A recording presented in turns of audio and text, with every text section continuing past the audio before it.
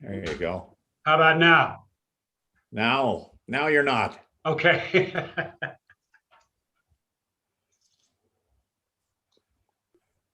How are all you guys? Wonderful. Doing well Great. despite the heat. Great, beautiful, quiet time in Alta right now. I can imagine. Summer Road is closed. Few people around. Flowers are starting to come out. Lots of greenery. When's the summer Hard to road beat. open? July 2nd. Okay. How much snow is up there still? Not much. Mm. There's still snow in Gunsight. And I am sure that some intrepid people will try to ski it on the 4th of July. But man, it's going to be so pretty tricky to do that.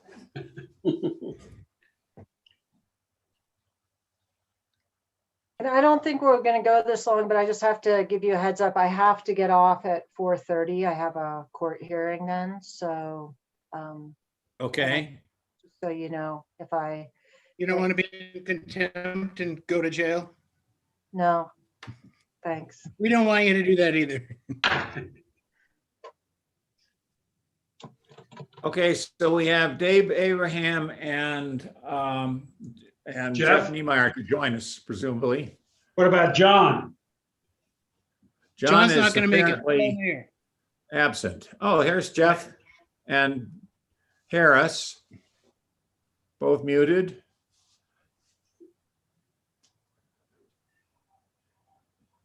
And Yes, I'm gonna- John Epstead called like 15 minutes ago and said, sorry, he's not going to be able to make the meeting, so. And I talked to Dave yesterday and he is planning on being here. We are live on YouTube now. There's a link on the Town of Alta website and the Planning Commission agendas and minutes page where folks who want to view the meeting can view the meeting. FYI.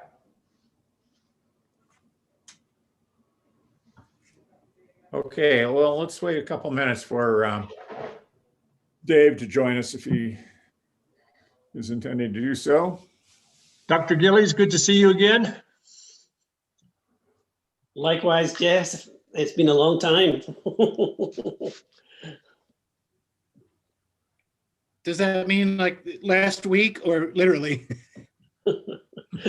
Now I've been retired 5 years, and it's probably a few years before that. So yeah, I would imagine Oh, that it's yeah, up there in time for sure. yeah. So, well, the climate keeps changing. Oh, that's for sure. Yeah.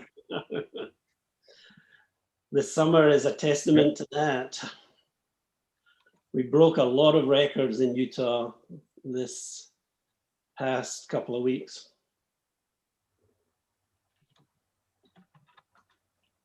Well, we've broken a lot of records in a lot of more places than just Utah.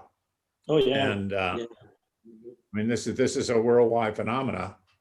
And of course we see it locally, but it's all over. Yes, yes. It is, unfortunately. I'll tell you what, let's begin. And we'll get some things out of the way. There, I believe, is required to be. There you go. Good. Good. I believe that I'm hereby calling the Planning Commission meeting of June 22nd to order, 3:03 in the afternoon. And there needs to be, I believe, a reading on a determination that there is being held without an anchor location. You don't have I to don't read know it. exactly what the right words of doing that are, but Well, they can update you. You don't need to Can read it you- anymore. I don't. Okay, No, good. the law changed. So, and excuse me, I'm going to be in and out with video because for some reason, our internet has been slow. And so I've been freezing. So if I'm Yeah. here, I might turn off my videos. Okay, and I get little messages now and then your video is unstable, so that's the way life is. Yeah. Okay, so let's do the minutes. Are there any corrections or suggestions or otherwise comments on the minutes? I sent a note to Chris to correct the spelling of my last name on the, I think it was the second item on the motion summary, had an extra E in there. So other than that, I have no comments, additional comments. Okay, anything from anybody else? I'm good. Okay, I had no comments. all right. Well, I Well, did, and I put a few comments into Chris on trying to make what I said intelligible, which was, I thought was an improvement. So I don't know if it's necessary to actually produce those corrections, or what's the right protocol for that, Polly? I mean, do we have to show those corrections, or can I just Mr. assert Chair, that I made some corrections? I didn't receive any emails from you this time. I recall an exchange about the previous set of minutes and some comments you had made about access from the Rustler lift. I think that was a conversation the that had previous taken one. place like in the October meeting or something, but I didn't receive any comments from you about this set of minutes, I don't believe. Okay, well, I did send them, and somewhere in the ether between you and me are my comments, which had to do with, I'll have to think back on what those were. Well, it had to do with some comments about Jim Hansen and his forecasts for climate change that were long in the past, and some comments about skeleton representation in proposed buildings. And Chris, I will have to pull that email out and make sure you get it. And in the meantime, let's defer the approval of the minutes until our next meeting. Is that okay? Good idea. Okay, all right. We'll table that. Okay, so we have 4 substantive things on the agenda today. First is an overview and discussion of initial assessment of town lighting and future possible direction of dark sky initiatives by Daniel Mendoza, Director of the University of Utah Dark Skies Minor Program. So I believe that Mr. Mendoza is on board here. I thought I saw him. I don't see him logged on to the meeting. I yeah. don't either. Let's see, I guess it was John who told me that he would be here from 3:10 to 4. Shall we wait a couple of minutes for him, or? John, what's your suggestion? You're muted, John.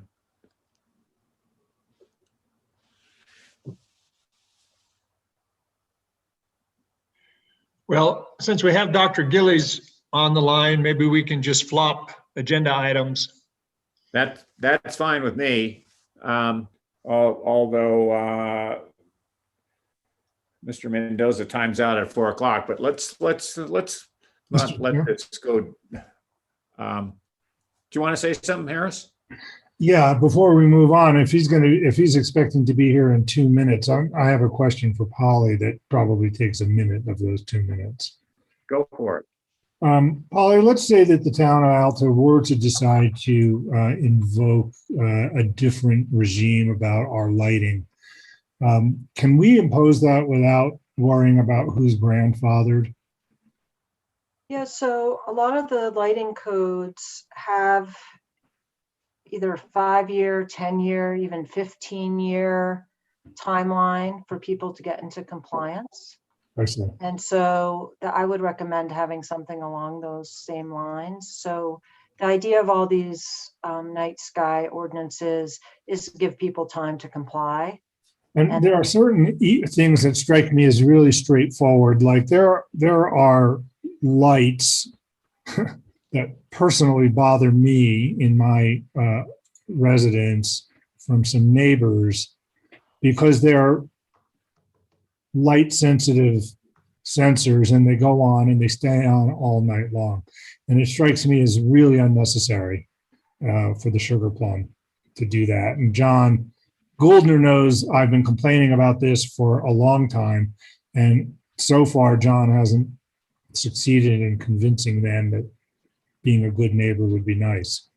And so I would like to see them to be required to put in, say, a motion detecting on-off switch rather than have it be on from dark to dawn. And was that the type of thing that we could just impose if we so chose? Yes. And I thought they were going to do that when the last time I met with them, instead of having them on all night, they were either going to have a sensor or just turn them off at 10. So keep calling me if they haven't done that. It doesn't sound like they have, and that's one of the things that we're not going to probably talk about that today, but there's different ranges. I think maybe Torrey adopted a new dark sky ordinance, but it was only for the new buildings on. Other places like Grand County, they adopted, like Polly said, they adopted dark sky ordinances. And then they gave everybody 5 years to comply. And then if you don't comply after 5 years, the city does it and bills you. I just think that maybe design elements may take longer, but certain things like not having lights that automatically stay on all night could be done pretty quickly. Right. Harris, I very much agree with you that these lights that stay on all night unnecessarily are really wasteful as well as being terribly annoying.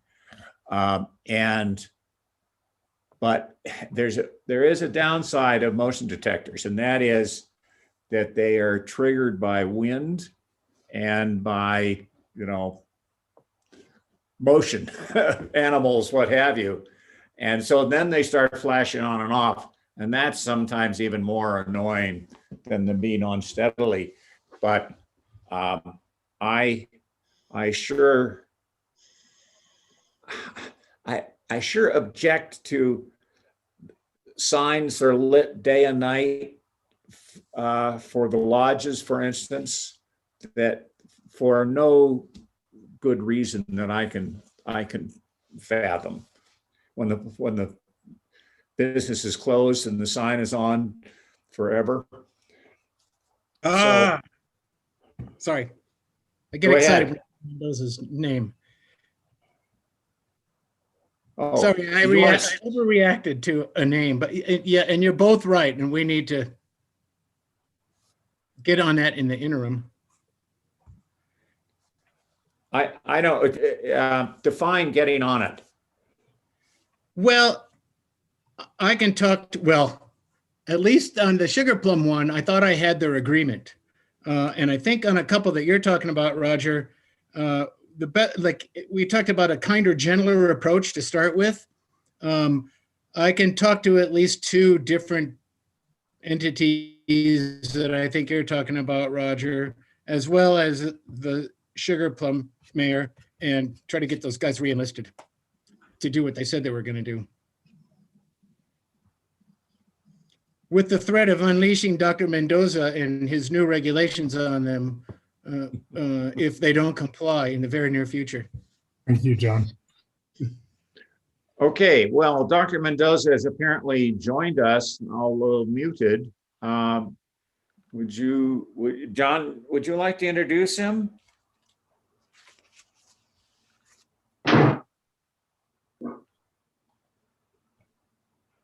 John Goldner? Sorry, I'll never get used to the mute, unmute. Hello, Daniel. Hello. Daniel Mendoza is the director of the Dark Sky Minor Program at the University of Utah Metropolitan Planning Department. He's got quite a background, and it's interesting because if you're not passionate about this subject, if you hang out with Daniel for a little while, you become passionate very quickly. And we have to stop hanging out together because we've gone up to Alta a couple of times to do assessments. And the first one, I kind of feel at fault for crashing his drone. It's my responsibility for the drone crashing when we were doing assessments, but it was freezing cold. And then the next time we went up, it was also freezing cold. And, but we've done some assessments. He does this all over the place and has great ideas for us in moving forward. So I'll turn it over to you, Daniel. Hello, and thank you for the invitation, the kind words. I will just get right on it. I know that you probably all have a full agenda, so let me know if you can see my screen. Yes. So, Yes. as John mentioned, I am the director of the Minor and Dark Sky Studies at the University of Utah. It's the first of its kind in the world. We actually developed it back in 2019. And this is really sort of a continuation of a lot of effort done by many other groups, including, for example, the International Dark Sky Association, which is an advocacy group for dark skies. And what we wanted to do was really knowing that a scientific field of study becomes legitimate through two methods. One is education. So if we create a field of study and we actually graduate students with that, then that becomes much more legitimate than simply saying this is a neat idea. And the other part is publication. So we've been working with many different authors from many different ranges of studies. So for example, electrical engineers who design LED lights, ecologists who look at the disturbance in migration patterns of different animal species due to light pollution, and also astronomers as well, who are now less able to see stars because of light pollution. So I always like to start with this image here, which is actually taken from Ben Lomond Mountain over by Ogden. And you can see how on the right-hand side, so this is facing south, and you can see the right-hand side is a Wasatch Front, and you can really see that even that halo of light pollution. And then on the left-hand side, you can see the Wasatch Back, and you can see how you can visibly see a completely different number of stars that you can see looking up at the sky. And I think that this is a very telling story because, again, it really depends on which way you're looking and how the light affects you. I think that this is really a general concern I've been working also with Park City on a similar effort of trying to do some analysis of their light pollution. I know that a huge concern is, well, what if our neighboring communities are not really helping us and they're polluting the night sky? Well, that's not necessarily that big of a concern, because if you are actually on the other side of the mountain, or even if you don't look at those lights behind you, as you can see, that halo extends really along the Wasatch Front, but it doesn't really affect very much the Wasatch Back. So this is an effort that as a community one can do. Community, for example, Olympus Cove here in the southern part of our county, they have chosen to get rid of most of their streetlights. And at first it used to be a concern for safety, but many of the residents have realized and have embraced it. And they actually are able to see many more stars, even if it's just one housing community. And they can actually, by removing some of their light pollution, they've done a great job of preserving their own personal night sky. And a similar effort's been done at by the Ensign community, by just north of the capital. So this is something that can have a very strong local effect. It's very different from air pollution, where your neighbor's air pollution can go over to you. Even if you do the best, your neighbor's air pollution can pollute your own air. But here, if you turn off your lights, you really point them correctly, you can actually preserve your own personal view of your night sky. So Before as you leave I- that slide, yeah, can you go back to it for a moment? yep. Do you know what that glow is on the left, on the horizon? You're right there. Unfortunately, no, I'm not. I don't know where that is. Do you Okay. know? No, I don't. I was curious. It's not in the direction of Las Vegas, and it's not the direction No. of St. George, I don't think. It must be something closer. That's Morgan. Yeah. It's the town of Morgan. Okay. Yeah, It- that would make it- sense. It's what did you say, Chris? The town of Morgan in Morgan County along Highway 84. Should be. I was just up there on Ben Lomond a couple days ago and in the Ogden Valley and drove through Mountain Green. So Wait a that- minute. We're looking south. We're looking Yeah. south here. This Ogden's behind us. Right. No, So that would Ogden be is- Morgan. Ogden is in front of you from that viewpoint. That would be Ogden below the south face of Ben Lomond. Yeah. So you're looking south, and then this would be east. So that could make sense that it could be Morgan. So anyways, our motivation, light pollution is a significant and growing concern as light has become cheaper now with LEDs, for example, and becomes much more inexpensive. There's a problem with overlighting. And there are really three problems when we look at light pollution. I'll kind of discuss them in more detail in a minute, but one is too high intensity of lights, wrong color light, meaning much more blue compared to a warmer set of colors. And then also really light trespass, light where it shouldn't be. And poor and excessive lighting does harm ecosystems, as I mentioned, migrating species, and also humans. We do so many efforts, for example, to put our computers on night mode or blue light filters. And that's something that if we don't take care of our outside lighting, especially for people who spend a fair amount of time outdoors at night, and this is more of a concern, for example, in the winter when it gets dark very early and we're actually outside a fair amount, especially for a community that has a large tourist base or ski base, for example, you were outside a lot, and we do get affected by potentially harmful light. And then improperly aimed light is wasteful, and it can also obstruct vision. For example, think about all the glare impacts that we have when we're going by a light and it's just kind of in our eyes and it's very difficult to see. I've done studies associating those with light crashes and properly lit street lights that actually cause so much more glare that it's difficult for drivers to see, primarily pedestrians and cyclists at night. And then also tourism is impacted by dark skies. I've been working with the Utah Office of Tourism because, again, if we have tourists who are coming all the way, say, from the East Coast or Europe or even farther away, and they want to see the American West, they want to see basically our rock formations, but at night they expect clear skies. So if we don't do a great job protecting that, then we're really taking about half the fun out of it. I would imagine that many of the ski community that comes from far away is expecting, well, we're up on a mountain, hopefully there's not light pollution, and I can, at night, sure, I've skied all day, but I'd like to see some stars. I'd like to see potentially constellations or the Milky Way. So this is our sampling campaign. We did this on April 12th. As John mentioned, it was fairly cold. The new moon was April 11th, so we wanted to really remove the element of the moon because it is the brightest object at night. And so we looked at 10 sites, and you're all very familiar with all of these. I did have a small mistake. This was actually the Alta light. So we just wanted to take a small sample of the different locations. So I'll get right on the results.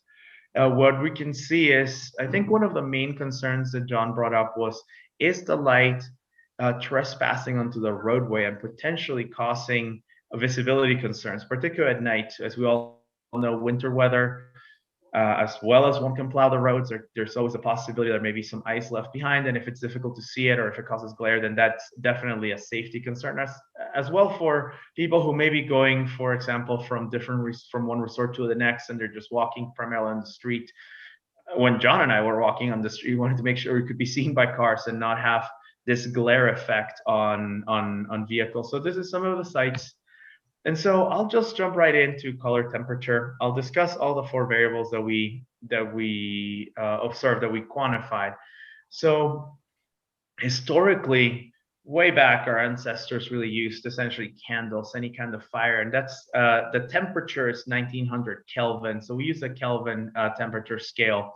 Ideally, when we're looking at artificial light, we want to be in this range, so 2700 to 3000 Kelvin scale. That's sort of what we call the warm white, and so you can actually see that on light bulbs when you buy one at the hardware store or whatnot. It's warm white. The direct sun is anywhere between 4800 and 5200. This is what sunlight looks like, and then 10,000 K is blue sky. Now, this is generally what many of the LEDs that are modern have been really installed, anywhere between 5 to 10,000 Kelvin. This is a fairly unnatural color. It's very blue. This is not something that we should normally see at night. At night, if you recall sunsets, that's kind of the color what you really want to be seeing, and that's because any of the more bluer light spectrum kind of tells your body it's daytime, get up and do things. It triggers cortisol, which actually keeps you awake. And I know many people, for example, have discussed taking melatonin. Melatonin is what's suppressed when cortisol is triggered. So in fact, you're trying to really do 2 things at the same time, because your lighting is telling you wake up and you're trying to go to sleep. So that's why many people have started changing some of their light bulbs inside, because they want to have a more warm yellow color. So getting right down to the results, most of the light that we measured, they fall in the correct range. And by the way, we took measurements at 0 meters, so basically directly under the light, 2.5 meters, 5 meters, and 7.5 meters. We just wanted to see sort of the spread of the light and what happened there. So this is how we've done all our measurements. So for the Kelvin temperature, and again, sorry, I apologize, it should be the Alta sign, and this is a cat house. They have a much higher temperature. Now, what does that mean? That it's much more blue light. One of the problems with that is that it just becomes fairly unnaturally blue, and I would imagine anyone who is around that would definitely be triggered, because that is really the color of sunlight. So right now, if you went outside, you looked up, this is the color temperature that we have. And so because of that, what it's telling your body, if you spend sufficient amount of time, and sufficient can be anywhere between 30 minutes to an hour, anything beyond that, you're definitely going to, your eyes are telling your body, wake up, it's sunlight, let's get going. So I would imagine for anyone who's working nearby, or anyone who's even just walking around for sufficient enough time, that could be an impact. One suggestion that we've had is potentially thinking about motion sensors. So motion trigger lights, that way that those lights are not just blasting the whole night. We know that, for example, at a cat house, there's equipment. One needs to make sure that we're maneuvering correctly and that there are no accidents, for example. So you do want to have some brightness. You do want to have much more clarity, but it doesn't need to be on the whole time. So that's one potential solution. And then there are two variables called luminance versus illuminance. So luminance is what comes out of the light bulb. Illuminance is what actually hits the ground or your target. So many factors, for example, you can imagine fogginess could reduce the amount of luminance that becomes illuminance. So this is really sort of your light intensity, so to speak. So in terms of the units, it's called the lux. And what we can see here is, so if we look at the majority of the lights, they kind of follow this linear pattern, which means that just because you're farther away, the light bulb is it's just dimmer. That's very normal. What we do have, what is really interesting, is that these 2 locations, so one of them is the Snow Pine side, and then this other one is Hell's Gate. They actually have a shield. Because what happens is, after beyond 2.5 meters, it drops greatly, which means that it's been well pointed. That means that it's illuminating what it should illuminate, and then it's not trespassing anywhere else outside of that. This is a very important variable called the rendering index, and it's best explained by just its figures here. So the higher 100 means that it's basically sunlight. It gives you the correct color. So for example, if we look at this berries at 100 color rendering index, you can see the different colors. You can see the raspberries, the blueberries, the blackberries. As you lower the number, you start to lose some of the color resolution. So it makes it very difficult to distinguish them. When you get very low in the 20s and 30s, things become monochromatic, grayscale. So basically shades of gray and then black and white. It's very similar to this shown up here. As you can see, the blues start to blend into each other. The yellow becomes more brown, closer to the red. And this really happens, and this is a really good sort of example. So when you have a very natural, this is a natural halogen lamp. This I actually think it's a high pressure sodium lamp. It gives you the entire spectrum of colors. But when you have, and you probably have experience with this if you've been on rooms that are very fluorescent, they only have these color bands, which means that anything that's in between these color bands is not represented, which is how you get a much narrower spectrum. Now, why is this important? It's because it helps you see color. So for example, if you were at a traffic light, and of course we do know the order of the lights, but visitors who may be from Europe, for example, may not know, they may be used to horizontal lights or something along those lines. The red and the yellow look very similar, and this doesn't really look green anymore, it looks blue. So it's a safety concern.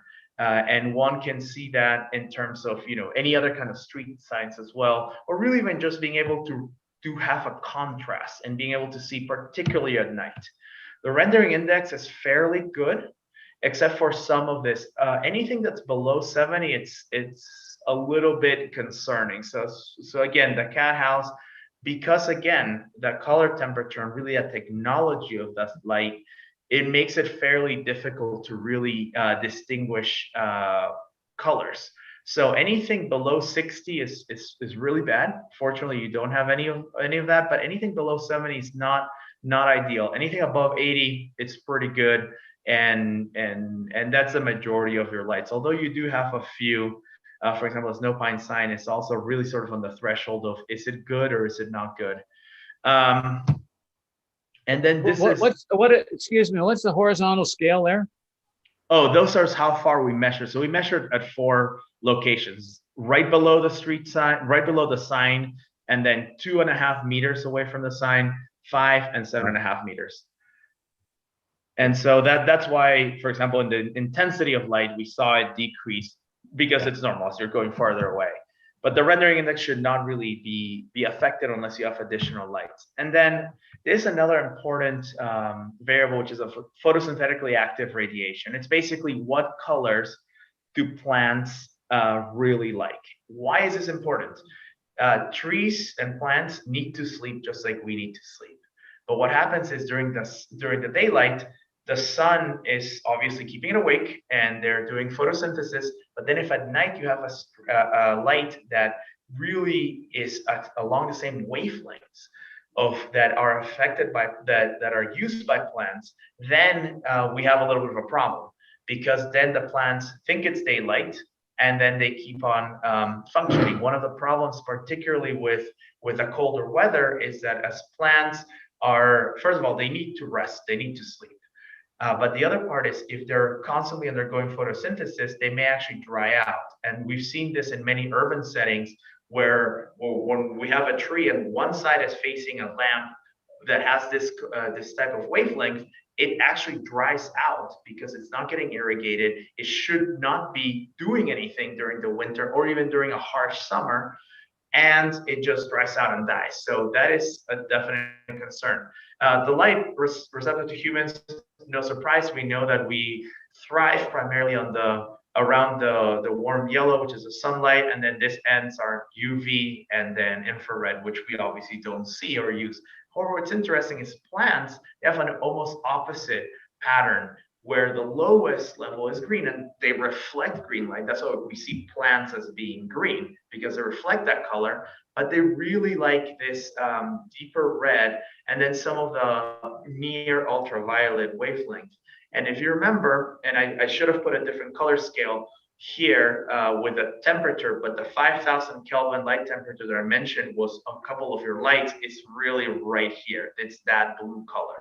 So if you had trees around there, they would be in a lot of trouble. They would actually start to wither and die. Luckily, there's not a lot. So what this measurement is how much of photosynthetically active radiation, primarily here and here, we measured. And outside of the Sugar Plum site, which has a large amount right below it, but it drops off really quickly, there's not significant amounts of photosynthetically active radiation. So you're not necessarily harming your plants very much, except again for this Snow Pine site, which does have a fair amount. So those are really the two lights that are somewhat concerning in terms of the impacts on the vegetation nearby. So in terms of conclusions and recommendations, the lighting is generally for appropriate color temperatures. I mentioned there are a few exceptions, but by and large, the color temperature is good.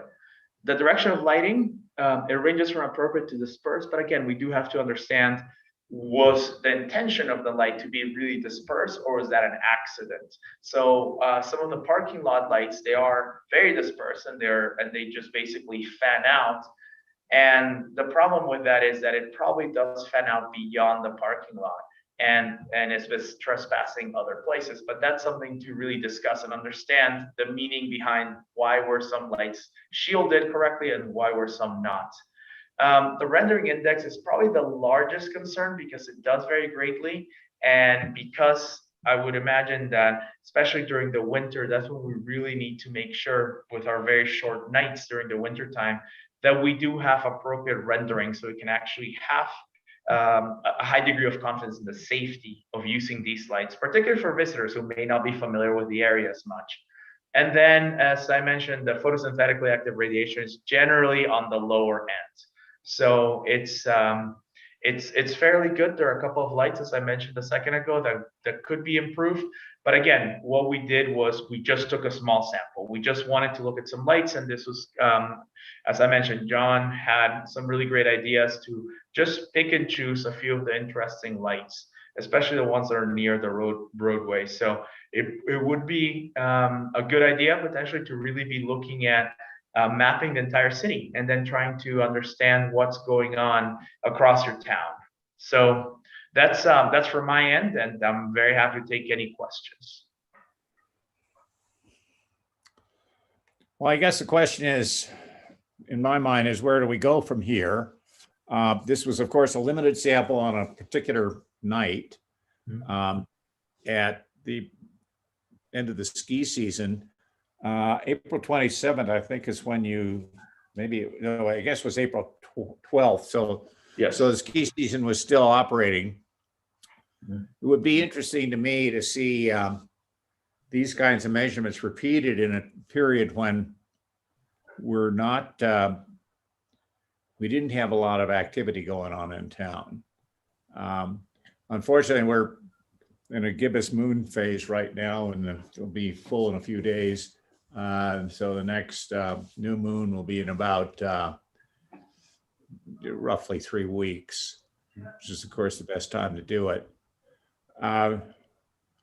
Daniel, what do you suggest in terms of proceeding? So I think you hit it right on the head. I think there are really 3 phases or 3 time periods where I think we would like to do this measurements and repeat a full set of measurements for a full town. There's one which would be, for example, now, the summer period. Another one, I think, would be when the first snowfall happens, because we do want to consider the albedo effect. So basically the reflectivity from the snow on the ground without the ski resorts also being at full activity. So that could be either at the very beginning, right before the season starts, or at the very end when there's still snow on the ground, but the season has ended.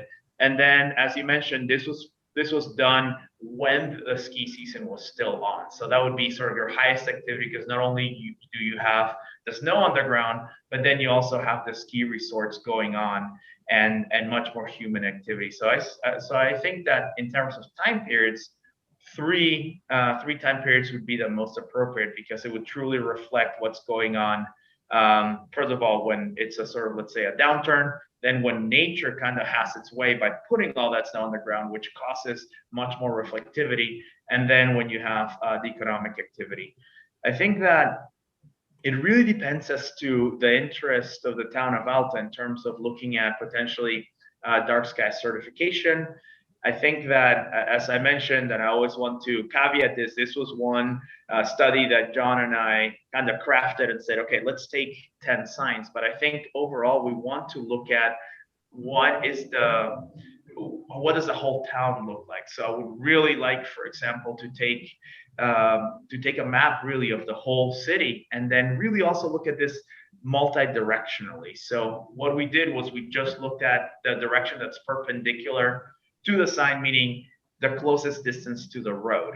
But if you have, for example, a light that's well shielded on one side and not on the other, that's not necessarily very indicative of the whole light. I think that if for example, Town of Alta is looking at a dark sky certification, it does help to really come in with a full inventory of what the street lights look like.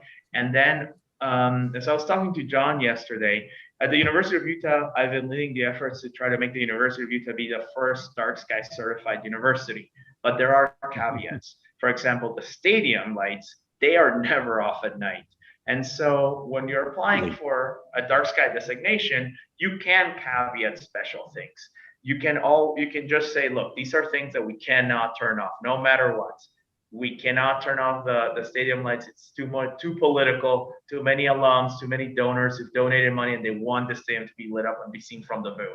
So we can't do that. And that's where we would identify if there are potential safety lights that need to stay on, or anything that, and this would be where I would be discussing with your group, with John, what lights need exceptions.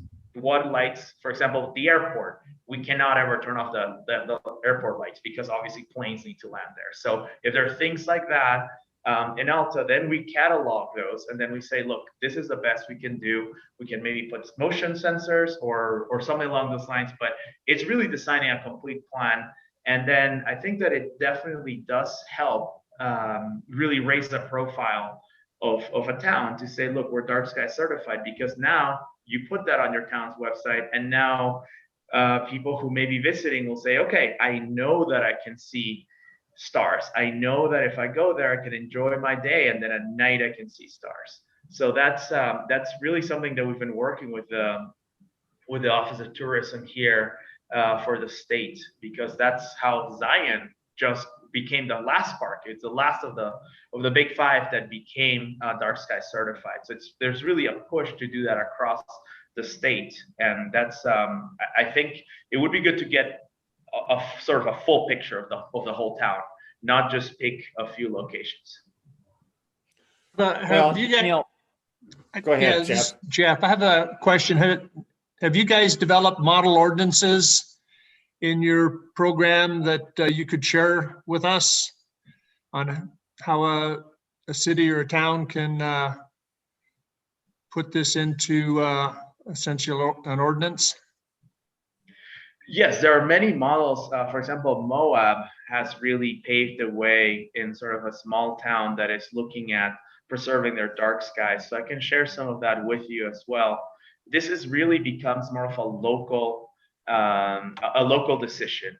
So back in 2018, Representative Steve Handy and Senator Evan Vickers, they passed a statewide resolution. So not a bill, but a resolution advocating for commercial buildings, new commercial building development to consider protecting dark skies. So had some guidance on shielding and things of that nature. But again, it's not a statute, it's not a bill, but this is really something that towns develop on their own. That's how Antelope Island, that's how some smaller communities have been able to just look at what they can do in terms of encouraging the community and really becoming a dark sky friendly community. So I can share some of the work that Moab and other towns have done. Yeah, I think we've seen Moab and Torrey and Grand County, but I was just wondering if you guys have developed them as well. So, but anything you have, I think getting to John and he can pass it on to us would be helpful. I don't have anything specific because again, I'm primarily working within the University of Utah, but I mean, I've been able to advise other communities on how to do this, but it's really community dependent because what you have is very different from what Moab has and from other communities have, so. Great. Thank you.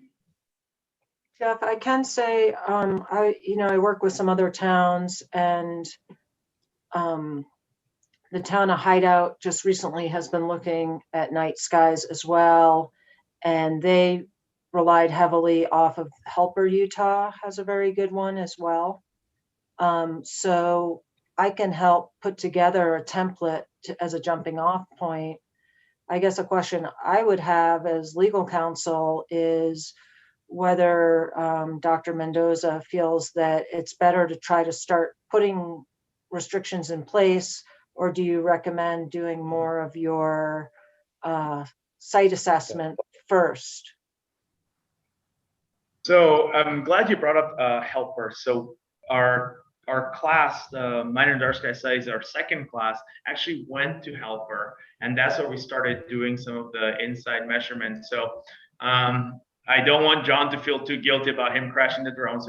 I was piloting the drones, but yeah, they crashed. But our first flight was actually at Helper, and that's where we could actually measure some vertical profiles of the lights. That's not required for applying for dark sky certification. Really, dark sky certification is both showing what you have and then showing the steps you're going to take to become more dark sky compliant. So you don't have to be a perfect community right now, but you can say, for example, you have plans to improve specific things. But what really is important for a dark sky certification is to do an inventory of where you are and show a pathway of where you'll go. So I think that restrictions tend to be a little bit more less well received. And as John was saying, what we need to do is really discuss with your community and make them think it's their idea to be dark sky friendly. I think that once we start to put rules down, I've learned this in my work, people tend to push back against the rules. But if we try to show community members that, look, this is a really pretty thing, we can actually see the Milky Way, or we can see a lot of constellations, then that kind of helps. I think carrots are a lot better than stick. May I ask the doctor, going forward, to get this inventory, is this going to involve both drones and people on the ground? The inventory does not need the drones. So the drones are completely exclusive to us. We developed them with the School of Engineering. So we're the only ones in the world that have drones. So that is not part of the inventory. I would because primarily what we want to do is to really see the impact at eye level. So we take measurements basically at 1.5 meters above the ground, because that's what we assume is eyesight level. So we don't need the drones. We could bring the drones back out and just essentially for fun, just to kind of see what the sky glow is and things of that nature, but they're not necessary for an inventory for dark sky designation. Thank you. Do you have a sense of how much it costs to go through this process? Because so far, I believe you've generously volunteered your time. But I would want to be careful about asking you to keep doing that with many return visits, and especially with the mapping that you're talking about. Yes, I think that what I would like to do is, if we're interested in moving forward with this, I would like to get a little bit of a better idea of the town. As I've mentioned, I've only gone a couple of times with John. I don't really know much about, for example, the different communities, the different lights. I obviously have an idea based on Google Maps, really the extent of the community. And I don't know exactly where town borders are and things of that nature, but I think that I could have an assessment, and then just after discussing with John and anyone else who has a better idea of the number of lights required lights, or I could even just go one day and then just drive around and then get a better idea, and then I could let you know what I'm thinking would be the time commitment necessary.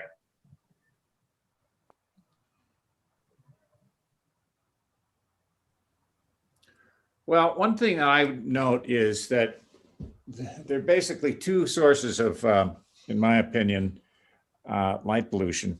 One is from those local lights that you measured. The other is from the Great Salt Lake Valley, who's illuminating the sky. And any haze in the sky makes the sky so bright that you really can't see celestial objects. Much of our view to the east is shielded by the mountain range. And so we're kind of, you might say, in a light trap. And I don't know what to say about that.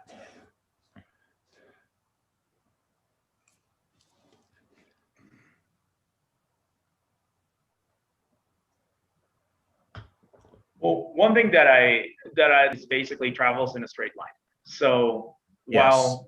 so what happens with that is that light pollution creates a dome primarily on the Salt Lake Valley. Like I said, it's very different from, say, air pollution that will crawl up and really infiltrate your basin. Here, if the lights are turned off, and I always like to, and with John, when we walked around, we could actually see the difference of when we were close to a street light or one of those larger lights, and it was very difficult to see the sky. But then when we wandered out further away towards a residential area, the light pollution was actually smaller, and it's even within the same town. I mean, we were about a mile away, and when we went to the residential area, it was much easier to see stars. And it was basically the same night, and we're talking about 1 mile apart. So it's a hyper local phenomenon. As I was telling John last night, it would be very different if Alta was on the valley floor and Salt Lake was where Alta is. Because what would happen is that dome would expand and that light would be above Alta if Alta was at the valley floor. And then that light would basically shield and cover your sky. But because you're actually higher, that light gets diminished and it's not above you. So really working on the higher elevation communities, you will get better night skies. And just so you know, Daniel and everybody else, I mean, Daniel, when we were behind the cat house, those bright lights by all the snow machines, there's not a whole lot east of that, maybe 30 or 30 some houses. And then the last spot that we went on before Hellgate, like those lights in the trees that continuously shine into the mayor's windows, that's pretty much the western edge of our town. So you got 90% of it during that second assessment. So it wouldn't be that much more difficult, I don't think, to fill in the other, I mean, to get more points and do a more complete assessment. And it sounds like if we want to move forward, that's what we ought to do. And maybe the Planning Commission, if that's what you want to do, make a recommendation that the town council kick loose some funding to follow through with this. Because we won't really know what to do until we have a fuller assessment. Well, I think what Daniel just said, he wants to take a little more, basically another walk around before he's in a position to tell us how much funding he thinks we should kick loose. So did I get that right, Daniel? Yes, I think I'd like to just take a look around. I'll just take a look more in depth. I think if this is something that the town of Alta is really interested in pursuing. With John, we just wanted to really take a very sort of cursory sampling. We just wanted to look at specific lights that John identified. But if we want to do this in a methodical way, in a way that we can then present to IDA, for example, for dark sky designation, then I'd like to be much more careful and make sure that we capture all the lights and then really understand a little bit more about the typology. So which lights, like I said, what do you have? Obviously you don't have a stadium, but you have a kind of stadium, a light that definitely cannot be turned off or something along those lines, just to understand better what we want to be generating, the sort of report, the sort of analysis that we want to pursue. So yes, that's correct. Oh, well, I, for one, would like to see this move forward. I would too. And I mean, I'd like to walk around with John and Daniel and Rob and whoever else wants to join us and have a informal session where we get schooled in this stuff. So if we could get a date, not we don't have to do it in real time, but if we could get a date on this, I think that'd be great to do. Would this be different than what we did right before the pandemic? I remember we had a planning commission on site where we actually started at the Snow Pine and then we went around and looked at all the different lights, many of which were non-compliant. Would this be a different Well, tour? I think we have it, Polly, from my standpoint, I think we have that this would be complementary to that. We have a different set of expertise here in the form of Daniel than we did in the ladies that joined us in that drive around year and a half, or maybe it was even 2 years ago. I can't remember now. So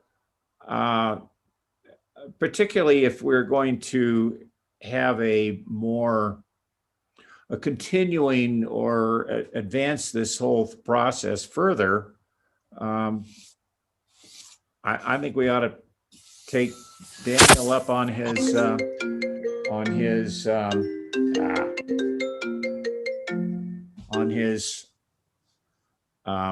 offer to come up here and have a look. He had Support moving forward. Right. Say that again. I saw John, head did- nodding, and Rob said he supports it. Okay, all right. And it All would be right, a so little shall we- different. It would be different than what we did with Aubrey, and I can't remember her partner's name, but because similar but different, because it would be more of a baseline for Daniel to gear up for the more full analysis. Yeah, I mean, Daniel is producing some quantitative data that I don't think that our previous tour did. It was more qualitative. Well, I'll make a formal motion that we advise the city council that would like to proceed more with understanding the options available to the town of Alta to enact a dark sky initiative. Okay, any seconds? Oh, I'll second that.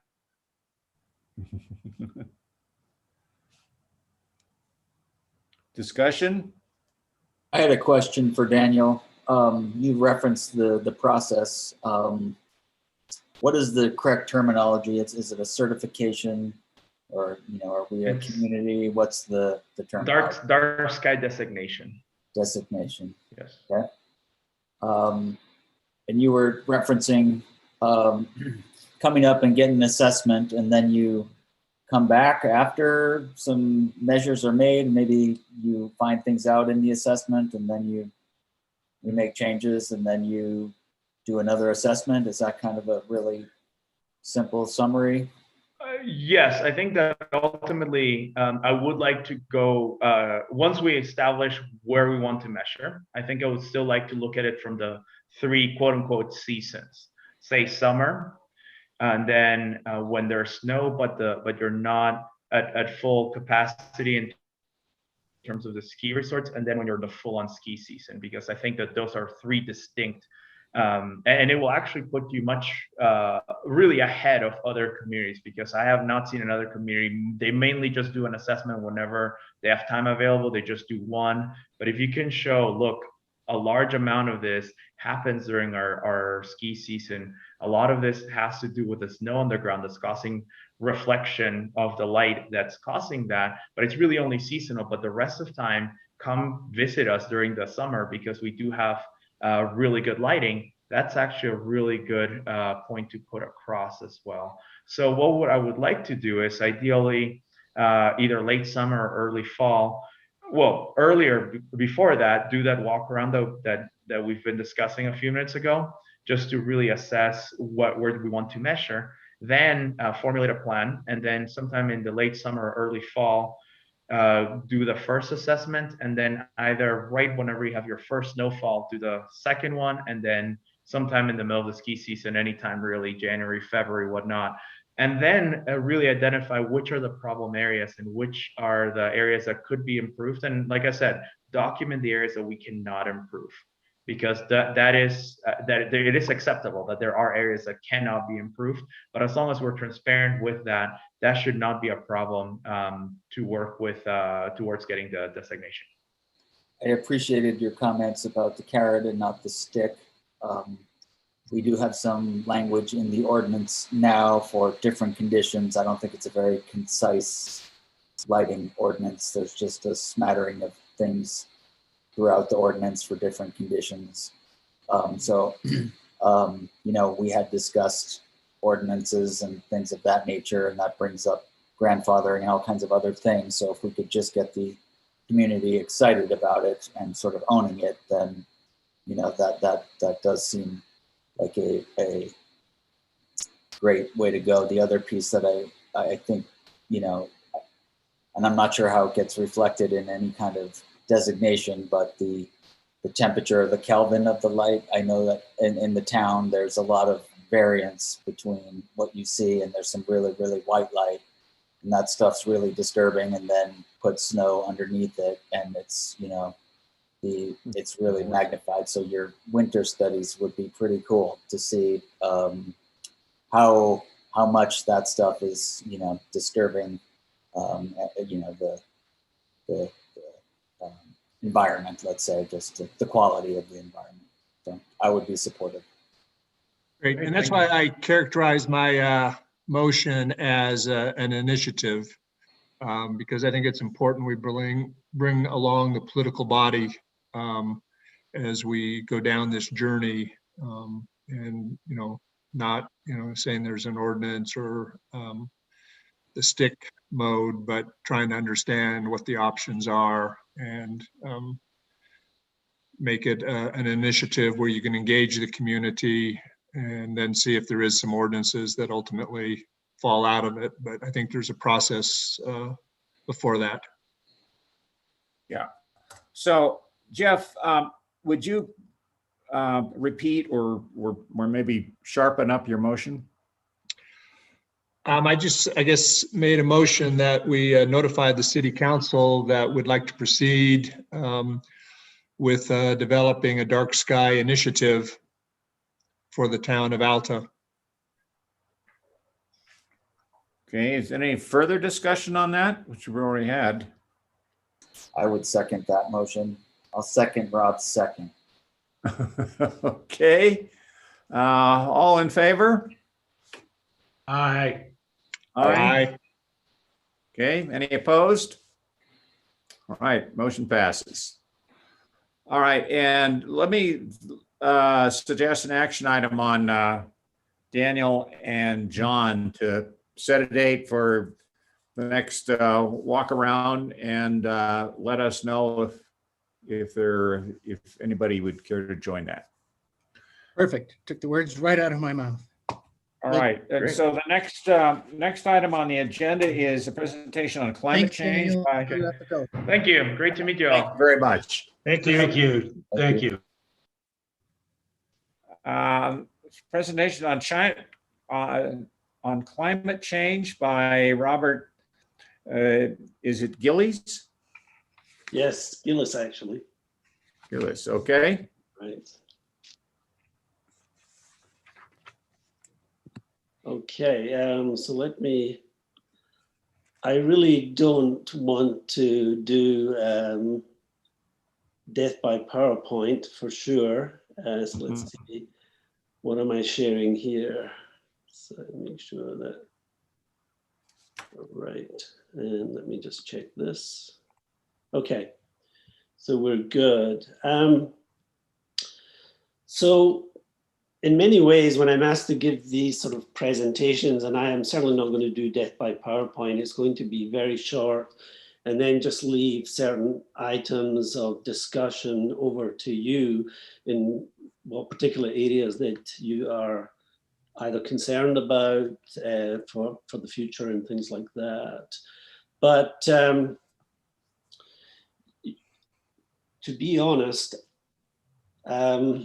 what I have to say now is no different from what I was saying 15 years ago, okay? Apart from the fact that the climate science is far more solid now in terms of the amount of science that has been researched over the years. So one thing that maybe, I don't know, you may well have forgotten is this. And I'm just wondering how many of you have actually remembered this document and have read it. Be honest. Hey, One, I would bet one. It is pretty hefty reading, but there's a whole chapter there on, you know, as you see here, chapter 8, in what ways will weather and a changing climate impact future water supply and demand? So that's one aspect of the equation. The second aspect is that with potential water supply declines, whether it be in the weather or whether it be associated with the Colorado, is the situation that we're in at the moment, which is drought. And drought, of course, is very much in everyone's mind at the moment because we have been experiencing, you know, declining water supplies over the last quite a few years. But there are other aspects to drought that we are seeing already, which will potentially be something that should be considered in future planning, and that is wildfires. So we're seeing an abundance of those over the West, and they've already started in Utah. And the interesting thing about that is that we then change the ecology of the whole landscape. And I was actually at a workshop, well, a Zoom workshop, about 3 months ago with the Army Corps of Engineers who were working with Willard and Brigham City and places like that, that are experiencing big issues with water flooding down from the canyons and flooding their towns. And they're looking at flood management strategies for the future based upon the fact in terms of climate, which was one aspect of the discussion, and that is that as wildfires occur, the trees essentially disappear, and then when we get precipitation events, those precipitation events wash mud and boulders down the canyons and into the towns. And there was some quite graphic images of, you know, big boulders, you know, floating down into and doing damage to houses in Willard. And not just that, but flooding of their houses as well.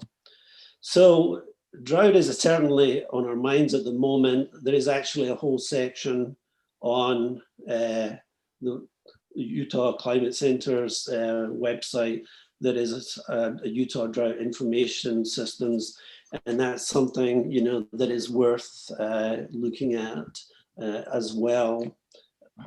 So, Could you repeat that? What was that? Utah Climate what? oh, it's just the Utah Climate Center website. So it's climate.usu.edu, and there's a lot of information there. I have a dog bothering me now. Go away. But that's, you can easily find that website just simply by, you know, Googling Utah Climate Center. In terms of presentation, this is really quite short. The National Climate Assessment is actually finished now and will be passed on to Congress. I know this because I wasn't part of it, but they asked me to review the part or the chapter on Utah. And so I have a couple of slides here that are taken from that. Hopefully I'm not violating anything before Congress gets it. But let me just go through these very quickly. There's only about 7, okay? So this is the global average temperature from 1850 to 2020. And I really don't need to, I mean, it's the global temperature anomaly. And obviously you can see Is the, there, excuse me, is there any way you can blow that up to the full screen? it is in full screen actually. Oh, okay. On my screen, it's just an inset into your drought management system. So let me do something here then.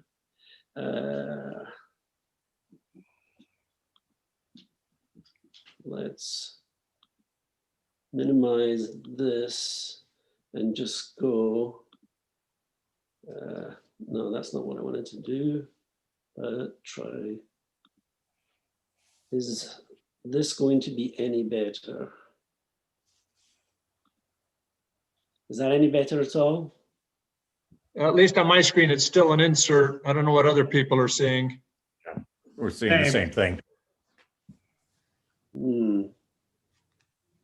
So is there a Zoom thing here that I'm not? Can you zoom with Zoom?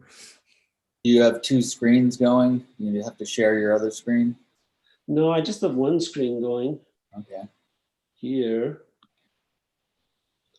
I mean, I certainly can pass these slides along and you can see them later on that. Let's see what Zoom will allow me to do.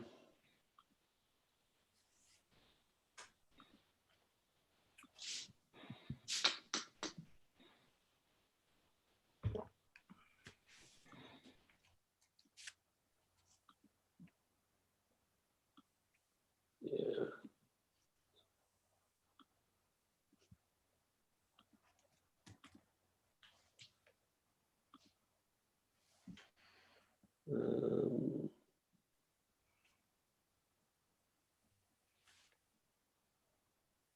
Right.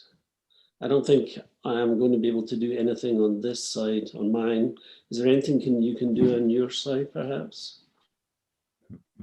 We can go up to the view and increase the size of the slide, and then you won't see the whole slide. You'll just see the inset.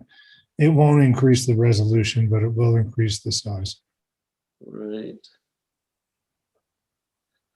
So Click on the view options to the right of you are viewing Dr. Gillies' screen.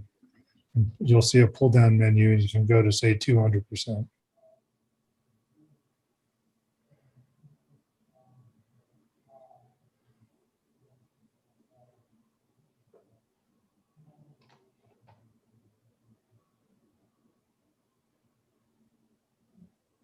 let me know when to proceed.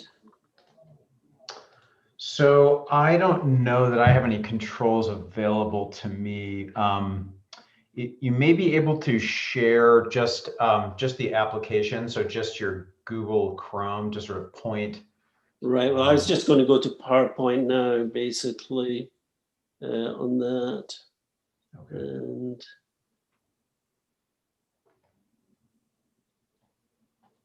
sharing is paused. Bring your share window to the front.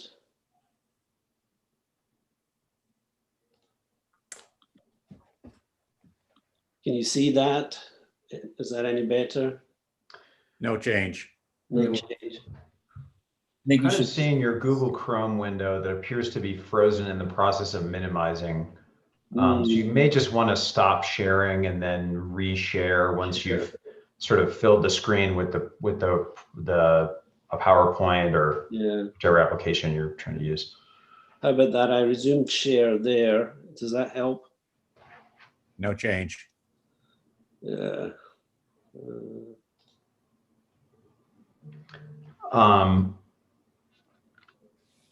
think Chris's idea is a good one, is just unshare right now and then get to the slides that you want to do and then share that.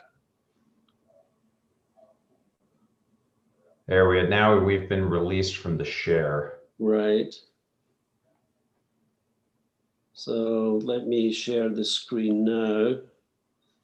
And I'm just going to share the PowerPoint.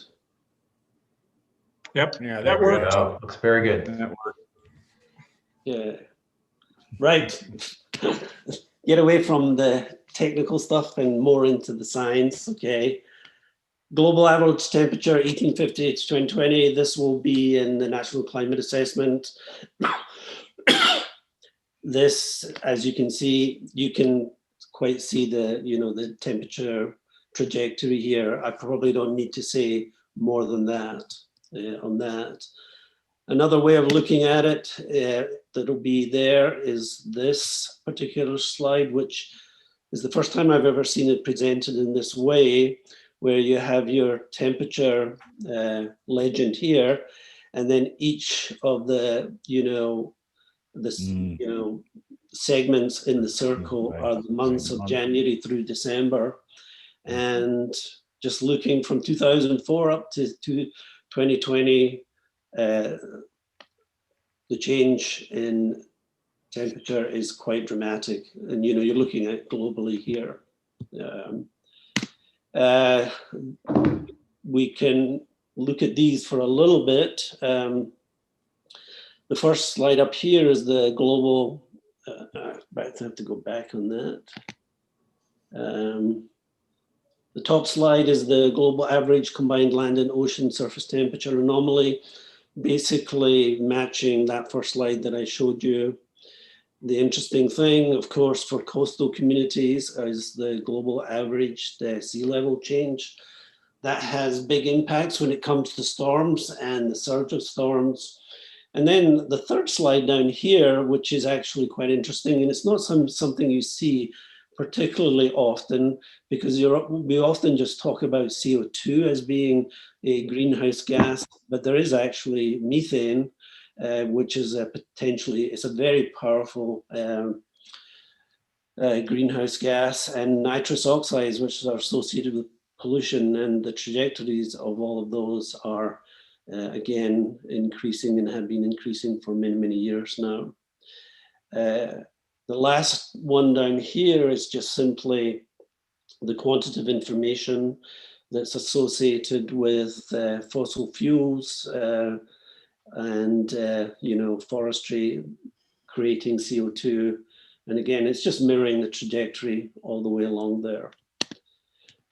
Summer times are getting hotter. These are the temperature trends since 1970. And of course, as we go over into Utah, we can see we are pretty much, on the far end of that increase in temperature per decade. Then moving on, and you've probably seen this slide in the past, I've shown it quite a lot, but it's the percentage change and trends in April snowpack in the Western US from 1955 to 2020. So they've updated this for the National Climate Assessment. The one that I had before didn't go up all the way to 2020. And of course, I don't need to tell you that we're up in here in terms of the trends in the April snowpack. Then this is something from the research in the Climate Center, and it's quite relevant to what I was mentioning before, that if you look, this is sort of 50 years worth of data, and if you look at what's happening in terms of snowfall and what's happening in terms of rainfall, and you ratio those two, and you get the snow to precipitation or rain ratio, it's simply telling you that more precipitation is coming as rain and less as snow. And so the whole hydroclimate of the West is changing in that direction. So in terms of actual precipitation, which is up here, where I'm sort of glossing over, that has been on the increase, interestingly, in northern Utah. It's very different in southern Utah. And then, you know, Tmax is doing this, but Tmin is really what we're looking at. Nighttime temperatures, or minimum temperatures as we call them, have dramatically shifted in the upward direction. And then these are the models here that are just simply saying, you know, what is that trend going to be in the snowfall to annual precipitation? So sort of looking at this in a sort of GIS format. And these are all different models. So they have sort of, you know, different biases, but nonetheless, they are actually showing that our hydroclimate system is projected, is actually changing, and they can capture it, and it's changing for the future. And it will continue that way. And finally, these are what's called the RCP, representative concentration pathways, that they use for the models. And so you have the historical trend here, and then you have, you know, this pathway, which is the least worrisome pathway, where we flatten out. And then you have some in between. You have the azure and the orange, and then you have the red, and that's the worst case scenario. And from everything that I've seen and read so far, that we continue along that pathway. We haven't changed that trajectory at all. So coming back to this. Can I ask you a question? Sure. Yeah. In that slide, the next slide, I'm presuming that the blue line at the bottom is if we were to make rapid adjustments, we're still going to see the increase for some lag period. Is that what's going on there? That's what's going on there. And what it reflects also is the effect of the oceans, which have a high heat capacity and can store energy dramatically. I've had a couple of conversations with Jim Steenberg in the last few days. He's a weather guy. You're a climate guy. I understand the difference. But he thinks that Alta is going to have snow for a while. Yes. Do you want to weigh in on that? So what will happen over time as we get towards the end of the century is you'll end up getting more snow at higher elevations, right? Because we're getting more precip, but we're going to get more snow at higher elevations. Where we'll start to show a shift will be in the mid to low elevations, right? So I would say, you know, given the trajectories that we have, you still will have snow for quite some time. I agree with Jim on that, but eventually that will change. What do you think of as high elevation? Cool. Now you're pushing me here, because I was thinking in terms of meters, but you know, so. Well, we can do the division, that's or the multiplication, that's fine. The 8 to 12,000 feet, right? You know, because the atmosphere cools adiabatically as you go up in altitude, right? So any precipitation that's brought in will actually, you know, when it's lifted to that elevation, will actually fall as snow. So the difference between 8 and 12 is really important for Alta because our base is about 8 and our top is around, our summit is around 10 and a half. Right. And that's probably where Jim is coming from, that you're probably in a fairly good position in terms of snowfall in the future. Well, yeah, this is Jeff. There's some other modeling out there that occurs that showed, I think this was Thomas Riker. I don't think he's with the U anymore. That showed that precipitation will actually increase during the height of the winter, but the run up, you know, Thanksgiving, early December, and then the late winter to spring, your low temperatures are going to be so much higher that the snow will be melting if it comes at all. And so your window will get dramatically shorter. And then there's some other modeling out there, and I appreciate Dr. Gillies, if you could weigh in on this. There's a phenomenon called the Hadley cell, which is a large blocking high that develops, which steers a lot of the storms into the Wasatch. And I've always viewed the Wasatch as kind of a catcher's mitt that will, catch the storms, and you'll get the snow out of them if the storms come. But Right. there's some modeling that suggests that those storm tracks will track north of us. So you're basically, what you're talking about, Jeff, is the descending limb of the Hadley cell. And that is, air subsiding, and it produces high pressure. And that is indeed modeled to actually, that descending limb has been shown in the modeling studies to actually move northward. So then potentially those storms that are coming in from the south could be deflected. But that's only one part. The other part is the storms that come in from the north, right? Now those storms are actually, being steered in, by the jet stream, and they are quite different from what you're talking about in the Hadley cell, where we're getting sort of El Nino effects and things like that. So those storms, in terms of the work that we've done, have actually decreased, but the intensity of the storms has increased. And that's why we're getting more precipitation, either in the form of snow or rain. So we're actually getting more precipitation really in the north. And so there's going to Utah, and you sort of hit the nail on the head, Jeff, is that Utah is quite interesting because it has this north-south divide that is associated with the jet stream and what you're talking about, the subtropics and the Hadley cell.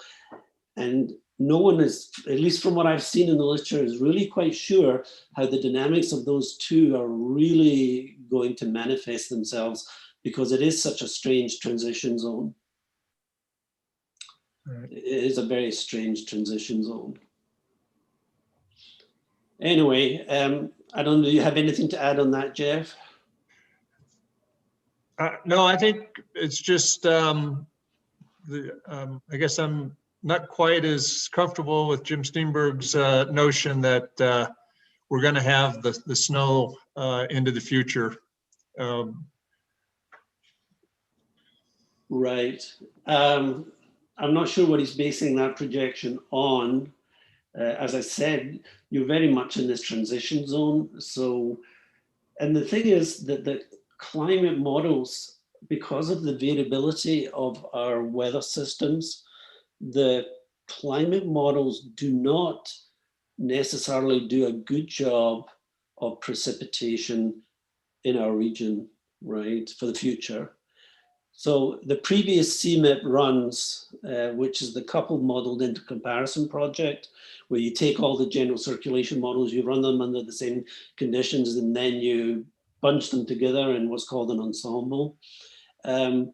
The previous ones suggested more precip in the north, less in the south.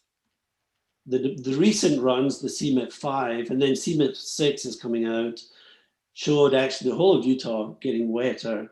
And that just, says to me that the models at the moment are not necessarily capturing all the dynamics, like what you mentioned, Jeff, the descending limb of the Hadley cell, and what I mentioned, which is what's happening in terms of the jet stream, which is potentially being shifted further north, and that's then affecting the intensity of the storms.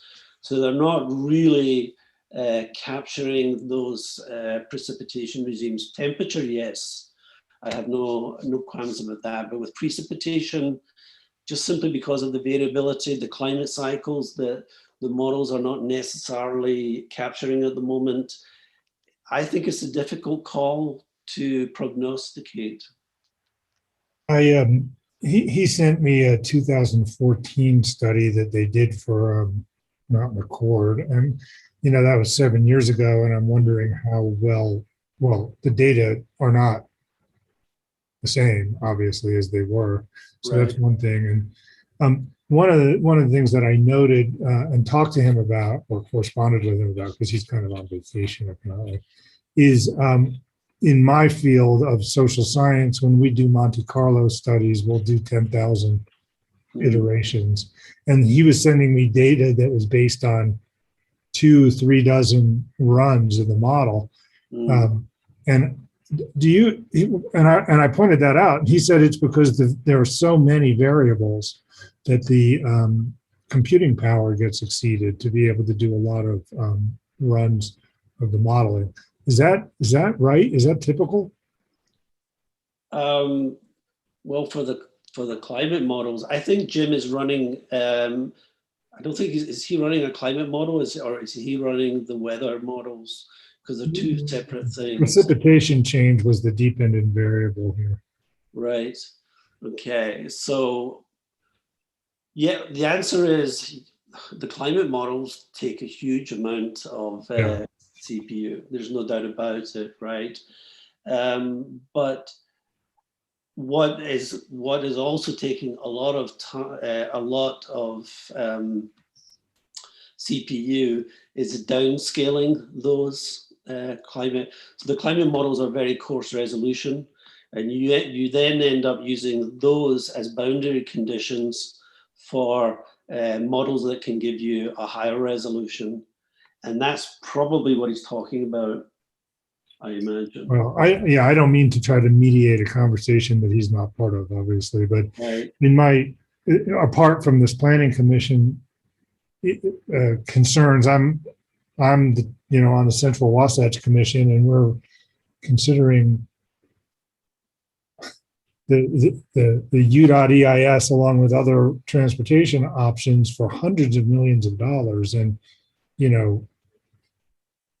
if the life cycle of that kind of investment is 30 years, it's a very different story than if there's a kind of in not perpetuity, but will be extinct someday, but Right. for some dozens and scores of years, so many scores of years.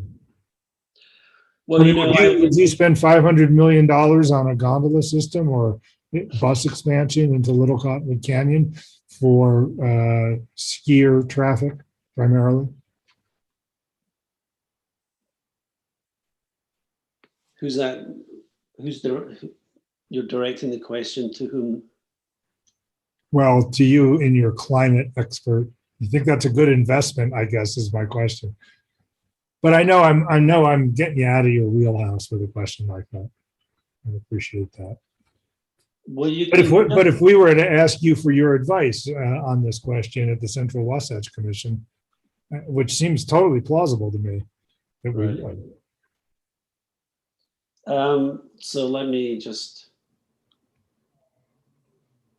start my video here anyway, so you know that I'm actually in the room.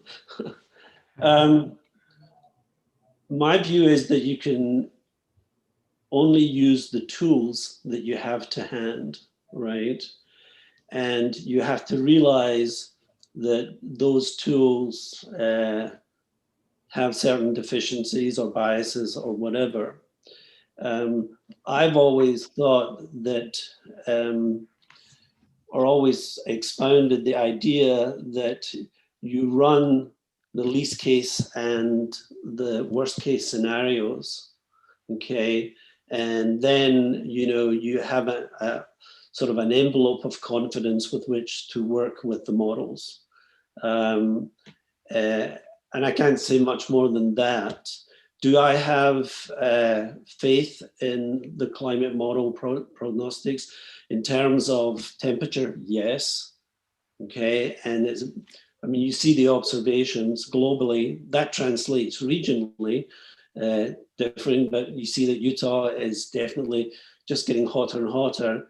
And Jeff makes the good point that, right, let's say that you still get enough snow with which to be viable for a ski resort, but then you have to factor in that the temperatures are changing.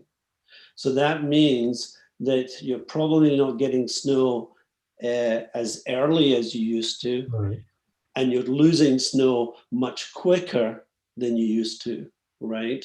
So your window of potential economy through the ski season will narrow, simply because that the minimum temperatures are increasing. And that's where we have a lot of confidence. Right.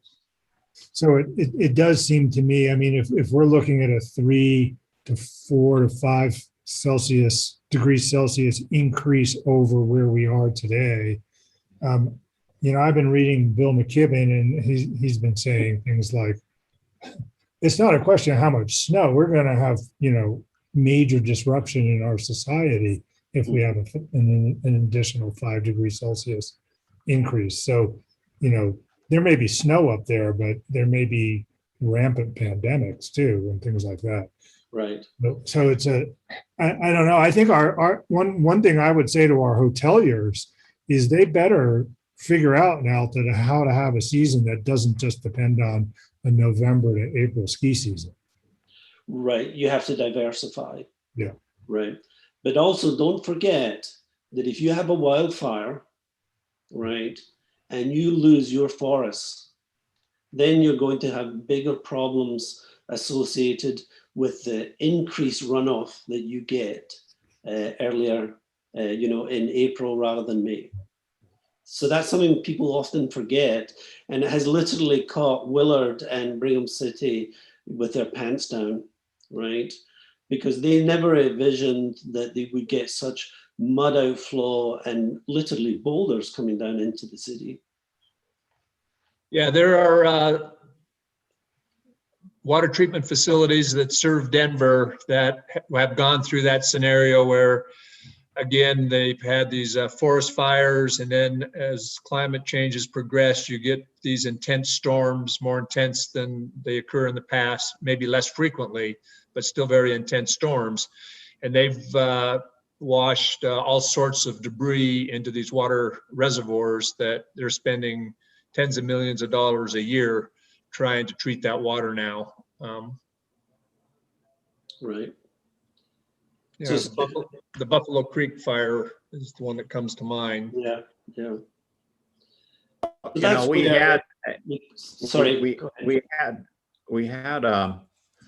experience with this 3 or 4 years ago with this flash event that covered the road at, down by Lisa Falls, stranded some houses here, stranded people on either side of that event for a few days. And what I'm taking away from this is that we're going to see more of these kinds of intense events. That is, they'll be more frequent, they may be more intense, and that the uncertainty is going up. You know, if you read the Vail Corporation's annual report, they talk about, you know, like any corporate report, because it's a publicly traded company, they talk about risks. And there are a bunch of risks that they enumerate, but the climate risk is one of them for sure.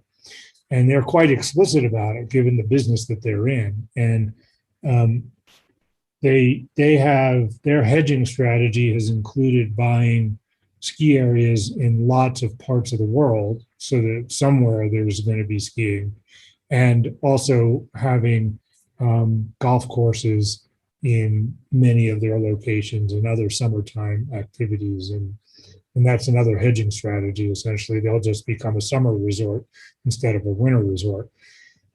The Alta Ski Lifts company doesn't have, so far, hasn't exhibited any appetite for those kinds of strategies. And I think that, you know, you see down the road at Snowbird, there's a move toward, like, Oktoberfest makes as much money for them as, you know, anything else, I think. And so I think the town of Alta, thinking about its future, needs to stop thinking about the skiing that we had in, you know, the 90s and the 2000s and expect for a change. And it's not something that's going to come easily to the community. Well, I think it's evident to many of us that it's not here anymore and it's not going to come back. But I mean, there are other effects too. I mean, these hotter valley temperatures are going to drive more people to comfortable conditions, which are up our canyon. So we're going to get a greater influx of people, basically heat refugees in the summer. I mean, there's looking at the upcoming temperatures in the next week, highs next midweek are 102 in Salt Lake. People like to get out of that. Right, right. And so I believe that, you know, some ski resorts, I know that Sundance is an example too, where there are low elevation ski resort, I think, and they've had thoughts about diversifying, you know, with mountain trails, you know, for biking and things like that. I mean, I know that sounds simplistic, but still, all I know here in Logan and Green Canyon, where I live, is that our Green Canyon has become a mecca for mountain bikers, which it wasn't 10 years ago. It was very much known for cross-country skiing, but we've hardly had a decent base with which to do that. But what it's transitioned over is you get snow bikes going up the canyon, you know? So I've just seen that. I mean, that may sound simplistic, but it just seems that there is somewhat a shift in the leisure industry along those lines. One other interesting thing was I did get a call in the Climate Center just the other day where a family were considering moving from Tennessee over to Utah, but they were very concerned about the drought and whether there will be enough water, you know, when they come here, because they see the demographics, the number of people moving into the valley, moving into the States, and they're rethinking, you know, that move. Yeah. Just, can I ask you one more question about these your model? I understand that the rate of change, the projected rate of change, the projections of the rates of change themselves have proved to be underestimates of the actual rates of change. And, Yes. and so I know that the weather forecasters, sorry, I didn't mean to turn that off, that the weather forecasters are really well calibrated in the sense that the data from, they update their forecasting models with recent data very frequently. Right. How well do the climate data, I guess the question is how noisy do you expect this to be, these estimates? Well, it's actually quite noisy, right? And that's why you reduce that noise by producing an ensemble, right? So mathematically, that's been shown that if you run different models and whatever, and then average the results, you get much closer to the truth.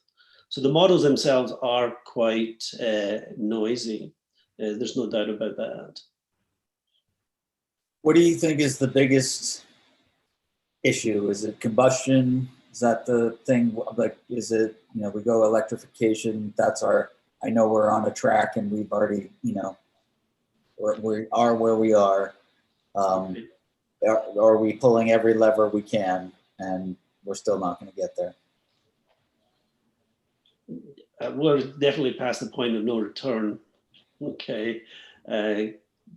Because, you know, carbon is still the predominant, you know, energy producer on the planet, right? I mean, you saw the trajectories in those previous slides, right? You know, electric vehicles, I just got my first one, right? A Volkswagen ID4. It's marvelous. But somebody asked me the question, well, yeah, you're charging up your car, but what's producing that electricity in Utah? And the answer is, of course, gas. Right. You need to put panels on your house. I do have panels on my house. And then you need batteries that that can charge your car. Right. I mean, it's a whole, I've had panels for quite some time, right? But it's not enough to generate what you really need. Okay. And obviously alternative fuels are the way to go so that you don't remain on the worst case, scenario that I showed there. I don't know. I mean, Bill Gates is talking about nuclear power,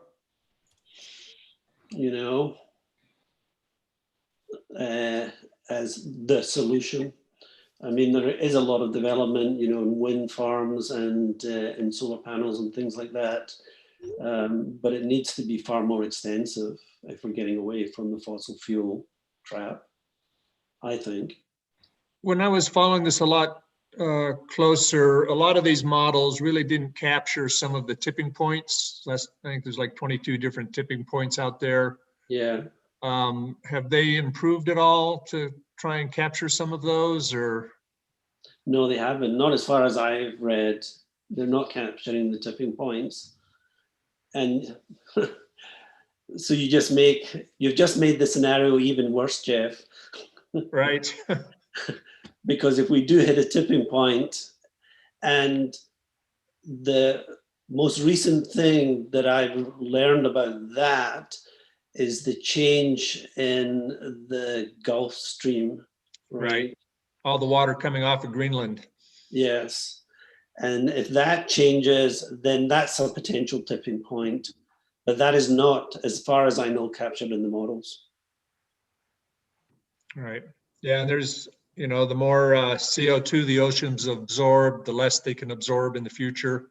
Right. And so that's a diminishing absorption, which currently I think absorbs like 70 or 80% of the CO2 right now.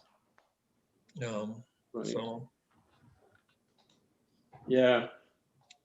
It's a difficult subject, to say the least, because not only do you have the observations and the potential things that we're starting to see now in terms of our climate and weather, but the system is highly nonlinear, and it's really difficult to capture everything in the models because we still don't know a lot of things. And that's why we get surprises in Antarctica and places like that,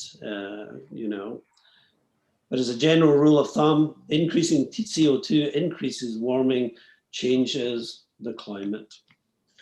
Right. And, in theory, the more warming you have, the more moisture you have in the air, like, 7% and a lot more energy, but that moisture is being redistributed in a way that civilization, as we know it, hasn't seen it. Right. And that's what you have to sort of realize. What is climate? Climate is a redistribution of energy from the equator to the poles.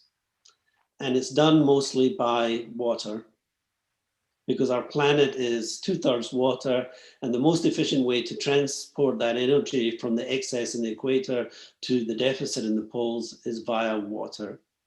And that's then, how is that transported? As you know, storm systems, of which hurricanes and tropical cyclones and things like that are the most severe, right? Right.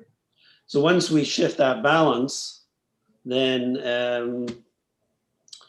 everything changes, and how it changes is actually quite a complex problem.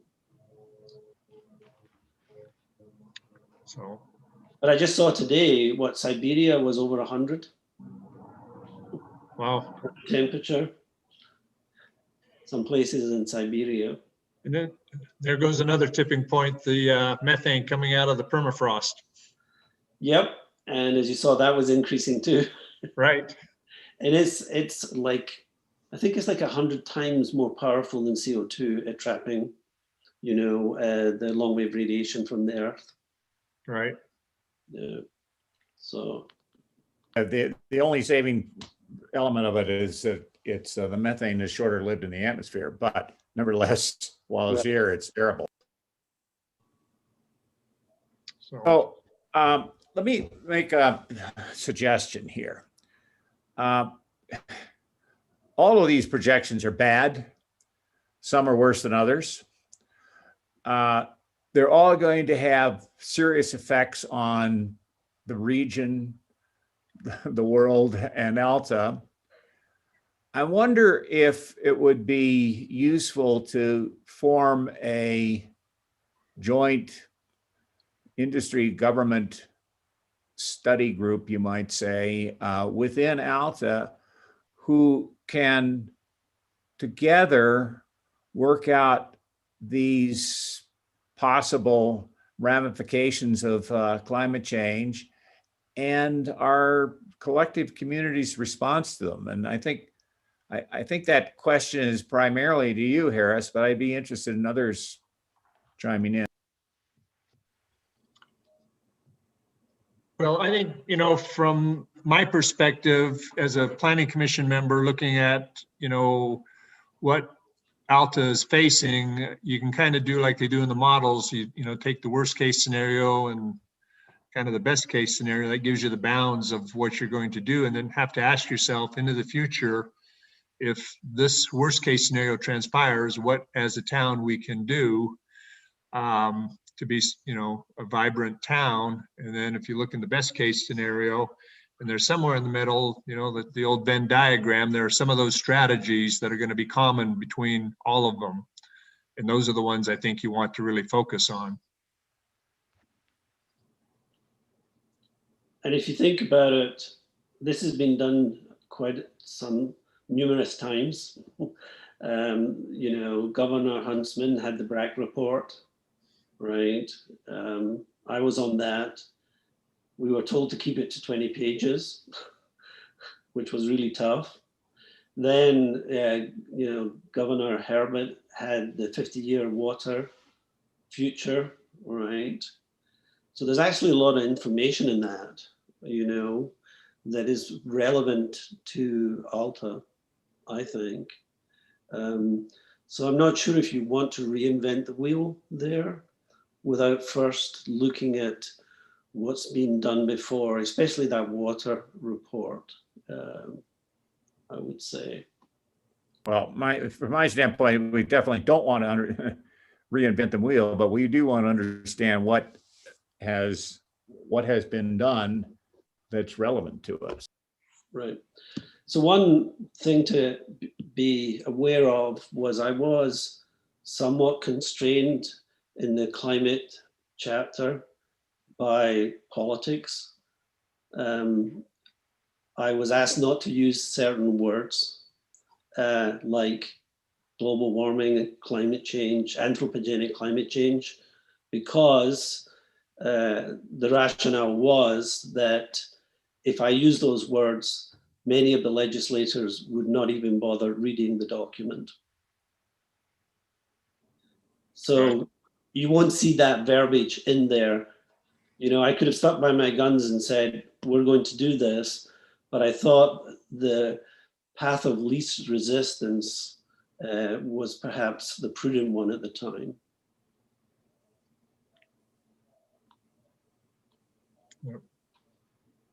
I guess, Roger, I would say that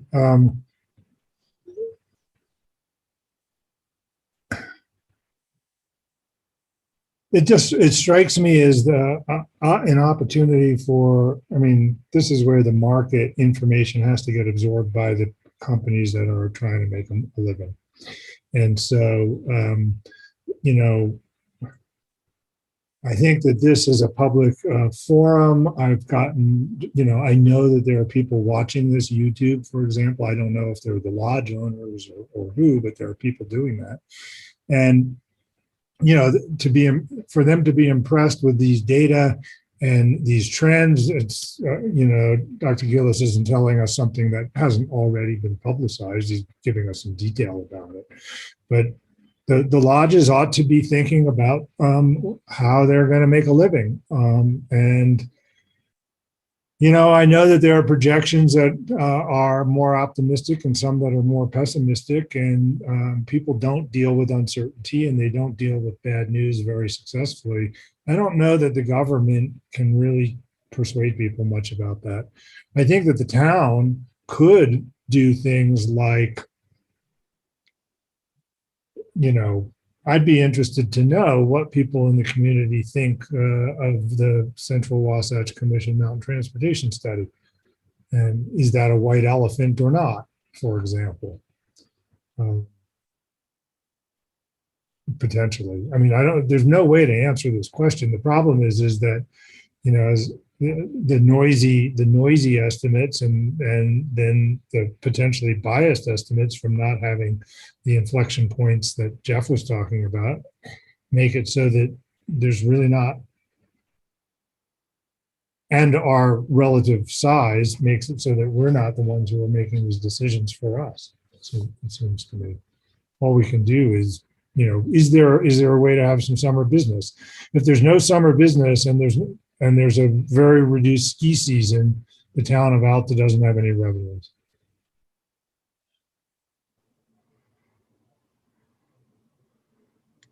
Yeah, and you're painting one of the, you might say, worst case scenarios, although there may be something worse than what you painted, but it is pretty bad. A fire would be worse. Is that a fire would be worse? You know, another way, you know, I've looked at it, or, you know, as I've thought about Alta, is you could be the last refuge of good snow, and you're going to be sucking all of the, you know, ski traffic out of the low ski terrain. Yeah, and we have done well. I mean, Alta does, our revenues are high when we have really good snow, and it's a good season because our good snow is better than everybody else's good snow. And we have done well when we've had a crappy year, but everybody else has had a disastrous year, which is Jeff's point. So I think that's possible. We tend to have a lot of precipitation relatively, although it's been relatively dry. But, you know, A Basin is a couple thousand feet higher. Taos is a couple thousand feet, 1,000 feet higher, but it's way too far south is my guess, you know? So I think it's just a question of just how these things play out. I think that the town ought to think about as we see how this develops. I mean, are there other ways? If we become the Mount Lemmon to Salt Lake City, like in Arizona, is there a viable model for our community? And I think that's in some ways, it's not really a planning commission question. It's a bigger strategic question, except that planning implies making a plan. So.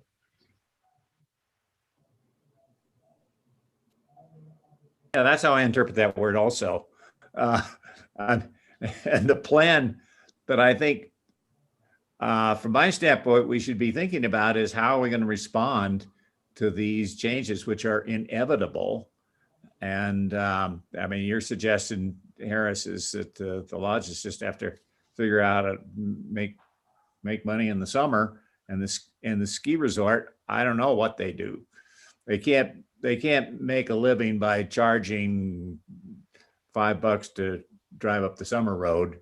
They've got to find out something much more robust than that. And us mountain bikers are too cheap to pay for trails, so. And you know, that's another thing. More mountain biking on trails is really hard on the environment. Mm-hmm. And that is something we need to consider.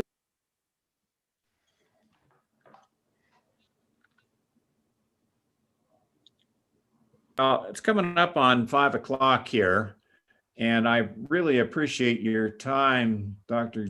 Giles Gillies. And I hope that you can provide, maybe through John Goldner, some links to these reports. I mean, you got some great slides here that I've never seen before. I would really like to get that slide number 2 that has the months in circles and then the years, if that's releasable. I'll have to ask, but as I said, the National Climate Assessment will be coming out soon. Right. I mean, they've all finished, all the chapters have been reviewed. And so I guess it will be just going to Congress to get printed. So, but I will look into I'll ask about when they are thinking that that will be made available, because I'm sure they'll make it available as a PDF Right. through NOAA. So, well, again, from my perspective, it was very informative. And once again, I appreciate your insight and your careful attention to sticking to what we know, to what we don't know, and you know, the uncertainty of the dialogue around this subject. Well, that's certainly our greatest problem, is the complexity of the system, which ends up, you know, perturbing the system into all these uncertainties, right? But there are certain things that we do know with a lot of confidence. Right. Any comments from others here? Dave or Rob? You're muted, Rob. I guess I appreciate all the information. You know, as an architect, we're trying to address these pieces, you know, where buildings are generating all kinds of, you know, difficult things for the environment. You know, our cars are doing that, but their buildings are doing that as well. You know, I like to have some optimism about it, but certainly, you know, what we just did at my office by creating a living building where we're generating more power than we're using. And we're, you know, really trying to, you know, do that as an actionable sort of item from an individual level. You know, you know, there can be action taken by individuals. It's just, you know, obviously we're not going back to where we were in 1983 or whatever. So I just, it's good to hear the science. I feel like there are things that we can do to, you know, do our part and contribute as well. Well, there's one big area that we didn't mention, and that was conservation. Right. I just would add that, I mean, this is pretty grim stuff, but what chaps me is listening to the doctor say that the politicians won't let them use the word climate change or global warming or any of that, because I mean, that is really maddening. It is indeed. Yeah. Although the point, you know, back when I was giving presentations and stuff a lot, we kind of, again, changed the dialogue a little bit because you wanted a broader group of people willing to listen to what you were saying as opposed to immediately turning you off. And unfortunately, in this state and other states, climate change, and you know, there's a book I read where the oil industry, you know, spent a lot of energy trying to push this uncertainty notion out there. And Merchants of Doubt. Merchants of Doubt, I think it's called. Yeah. But you know, if you can still get your message out without saying those words and get the information out, people on a whole will absorb information and come to, in my view, rational decisions about how they're going to proceed with their lives relative to it. Well, it's getting harder and harder to deny with these terrible droughts and extreme temperatures and extreme events and so forth. So yeah, I'm still not convinced it's worse than 1934 was, and I wasn't there, so I can't, but. Mr. Chair, I'm going to have to sign off because I got a commitment at 5. So thanks a lot, Dr. Gillis. And I hope that I know that with the change in the Gulf Stream, I'm guessing Ireland, I hear Ireland's going to be awfully cold. Scotland are going to be really cold. Scotland, yeah. Okay. Okay. Bye, Harris. Bye. Bye. Okay. First of all, let me thank you, Dr. pronounce it again, Gillies? Gillis. Gillis. Gillis. Sorry. This is it's alarming, but it's better to know than not know. I mean, it's like you have a disease. You really are better off if you know what the disease is. And the world has this disease, and it's a very serious one. So shall we move on to another topic? And thanks again. I'll Take just care. say, I'll sign off then and let you get on with the rest of your meeting. All right. Thank Okay, you. great. Yes. Thank you very much. Appreciate your input. Yeah, anything else I can do, let me know, and I'll pass along links and hopefully some slides. Great, Thank you. great. Good. Okay, next item on the agenda is discussion of proposal to amend chapter 13 of the town's land use regulations to add definition of ski area directional sign and to exempt ski area directional signs from permitting process. John, can you expand on that a little bit? I'm still kind of stuck. It's hard to go forward after hearing what we just heard, but yes, Yeah. like, geez Louise, why bother?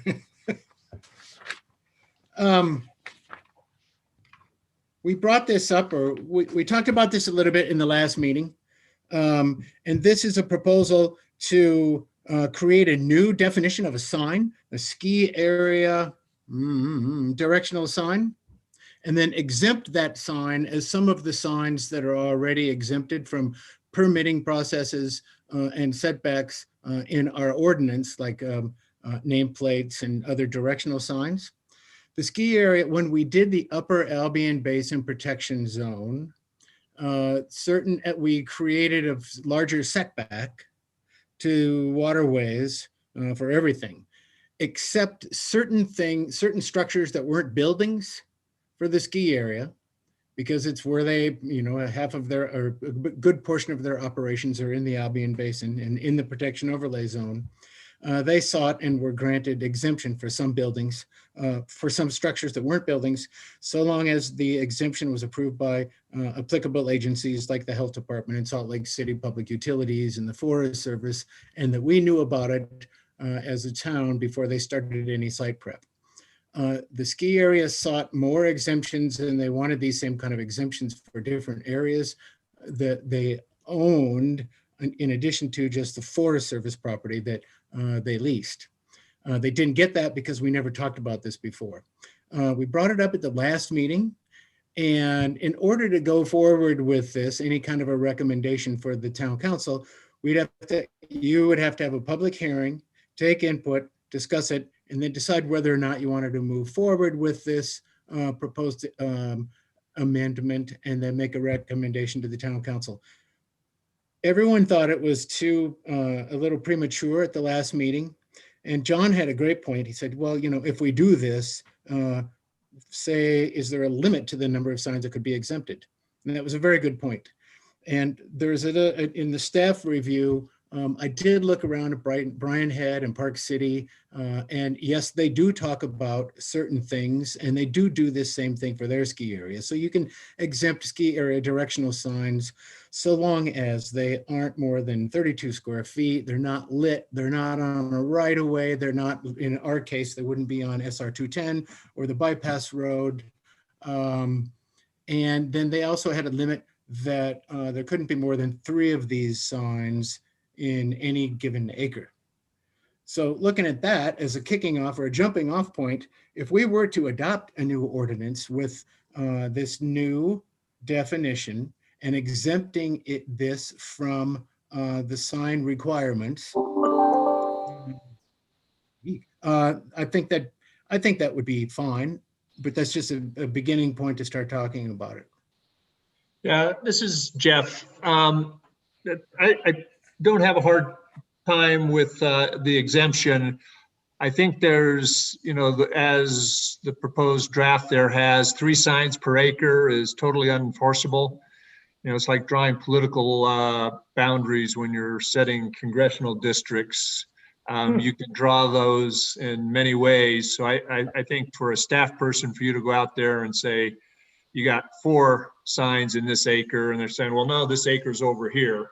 You really can't do it. And then if I just think about, skiing onto the first lift there, they have 2 go slow signs and a couple of direction signs, as I remember. So 3 seems extraordinarily limited. So my sense would be is that we limit the physical size of them, but I don't know that we should constrain the ski area on what they need to do for safety of their skiers by limiting the number. And they're not going to, in my view, not go overboard because, it costs them money to build signs. Well, And to keep mean- them open, they don't want them in the way. And that's perfect. And this is great. And this is how I was hoping the discussion would go. But one thing before, and thanks, Jeff, before we go further, is it would not exempt things like the sign to the upper parking lot with the light that receives often a lot of complaints because of the light. It's big and it's right on SR 210. So it would only be exempting these signs that are inside their ski area. So the examples I took were from, like I said, from Park City and Bryan Head, and I'm not sure how else to do it, but you're Right. probably right, Jeff. Yeah, no, I think, again, I fully support, you don't, 32 square feet is a fairly large sign, whether it should be 36 or 40 or 32. I don't, well, really 32 know what square the feet is exact a number 4 by is. 8. Right, That's a 4 by 8 sheet of plywood. So Right. it's pretty easy to envision. right. But I guess what I struggled with was limiting them on the number and how you would enforce that, because you could draw an acre in multiple ways to get the 3 within the limit. And there's 2,000 of those acres at least in the Alta ski area. So Right. Mhm. that's a I don't know pretty if you've ever seen how they draw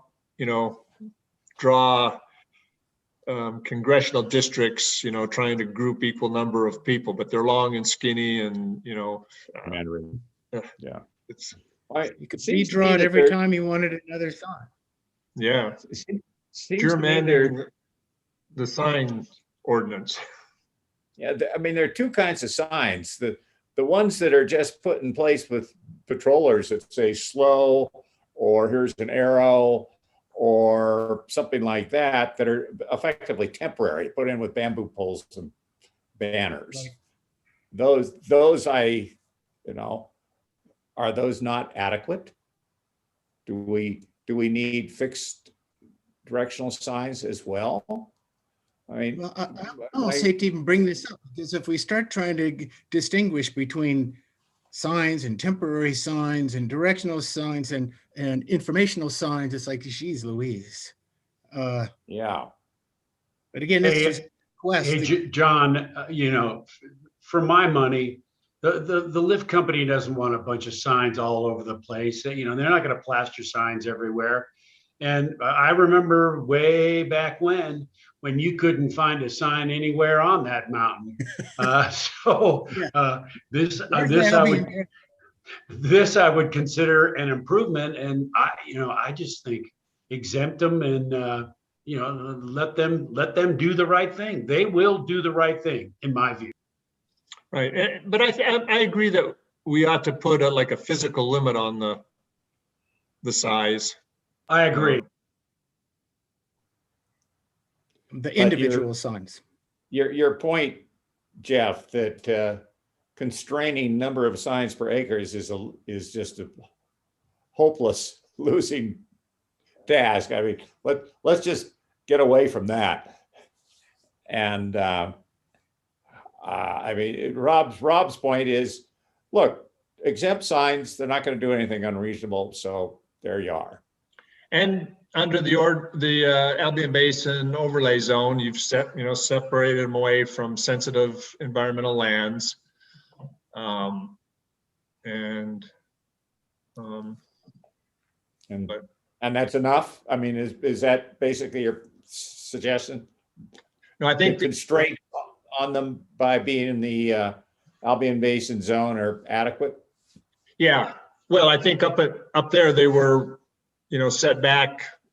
So they weren't built within the riparian zones and stuff like that.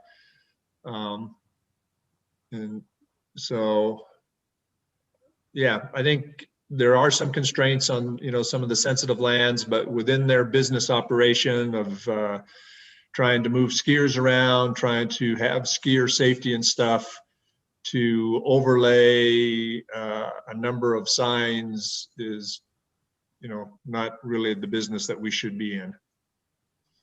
Trying to constrain that. Much cleaner. Dave, what do you think? Yeah, I think you could eliminate I pulled up John's package from the email here, and I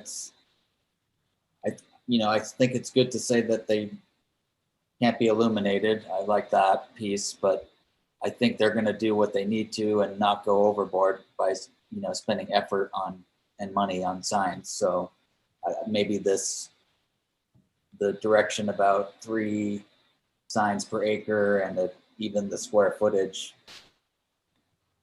I don't think I would have heartburn if that went away. And I mean, on the Forest Service land, do we have any jurisdiction or authority or anything along those lines anyway? This is where it gets more and more complex. It's like no real jurisdiction on land use is the current climate, but we do issue building permits. And building permits include anything that is constructed on the ground, which could be, as we talked about a lot in the town council meeting, it could be a picnic table if it's constructed on top of a cement platform. It could be a sign. It could be a lift tower. So we do have purview over the building permits. And I guess we don't want this purview over these signs. I don't think. Like Jeff and Rob and Dave said, let them do the right thing. We don't want to have to get into permitting signs. What if And we're they're just not going to go overboard. what if we're just silent on this Sorry. matter? Then what happens?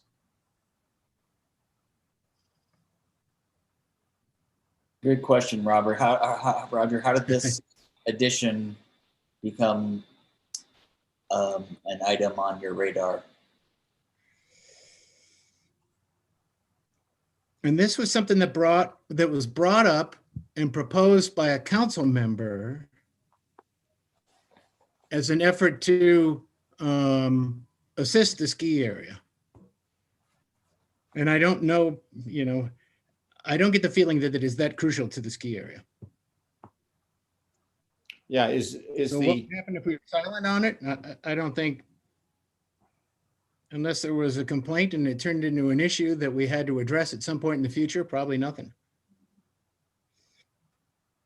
I suppose some of these, having not immediately adjacent to the highway or the bypass road. And I mean, there is some benefit to those components of the proposed definition. Right, we don't want to exempt, like the big sign, frankly, one of the things that I get complaints on is the lighting on the sign to the upper parking lot. There's about 2 or 3 things that generate complaints. That's one of them. We wouldn't want a gigantic lit sign on the highway to go through without any kind of a review or procedure. Right. But everything else is fine. So we could either just eliminate that last sentence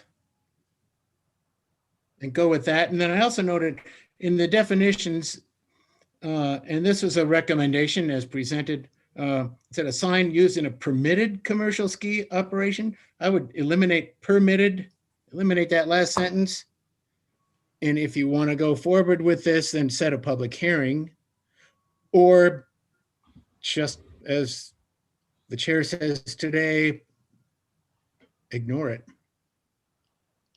Because they're good, and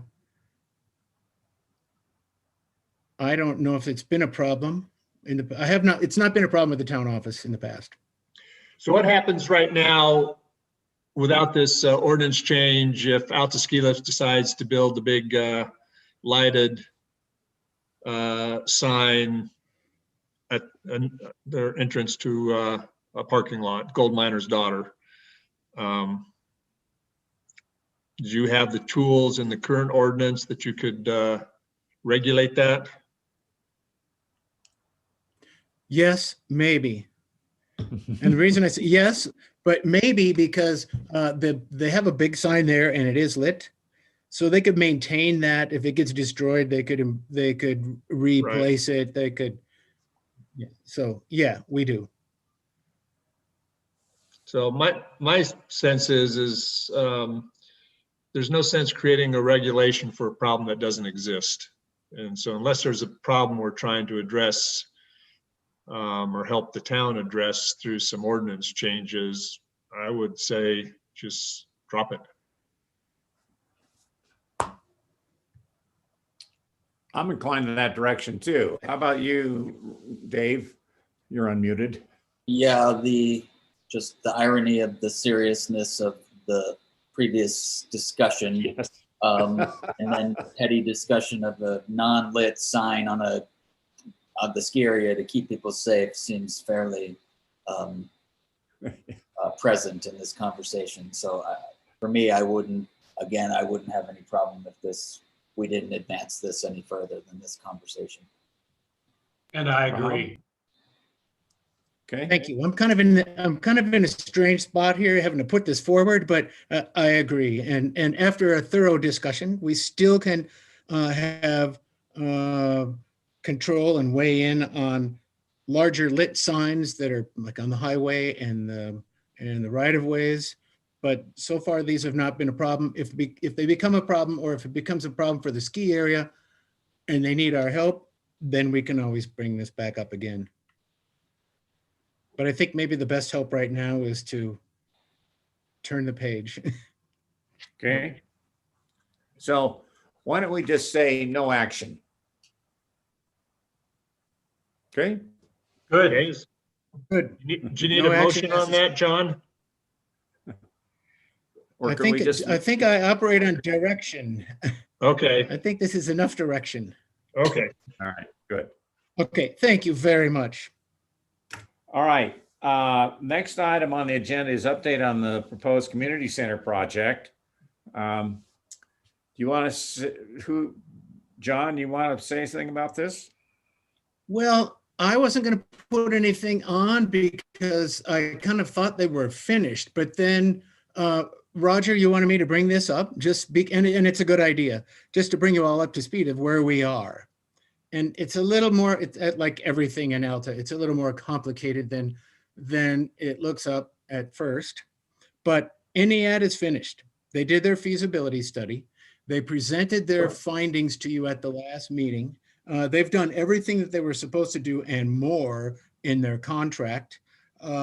They started out with two proposed best solutions. One was the embed, one was the lift. The embed became unbelievably expensive and it was difficult to maintain because of erosion and water. And people didn't like the lift. So they went back and they finessed both designs.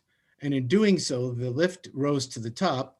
In order to do the embed in a reasonable cost, a somewhat reasonable cost, they had to shrink it down quite a bit and eliminate some of the program elements. So that's why they focused and called the lift the recommended design. It keeps all the program elements.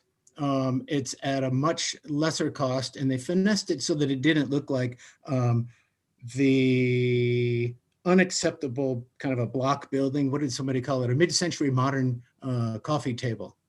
So they did a lot of work in the lift And that's where they left it. They presented that to you last time, and we were done at that point.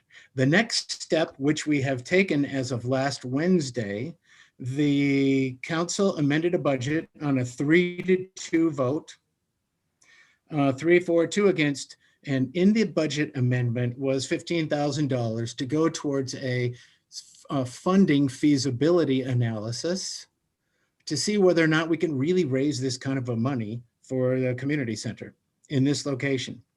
So they're going ahead with that. And going ahead with that, they will also work with NEAD to prepare like a glossy presentation of what people will be looking at funding. After which we will have an idea whether or not we can really pay for something that's $17 to $20 million or not. So, I mean, that is, that's where we are right now. We've got our theoretical recommended design, which is the lift. We're looking at the funding feasibility. And now some of the back scene operation is the lift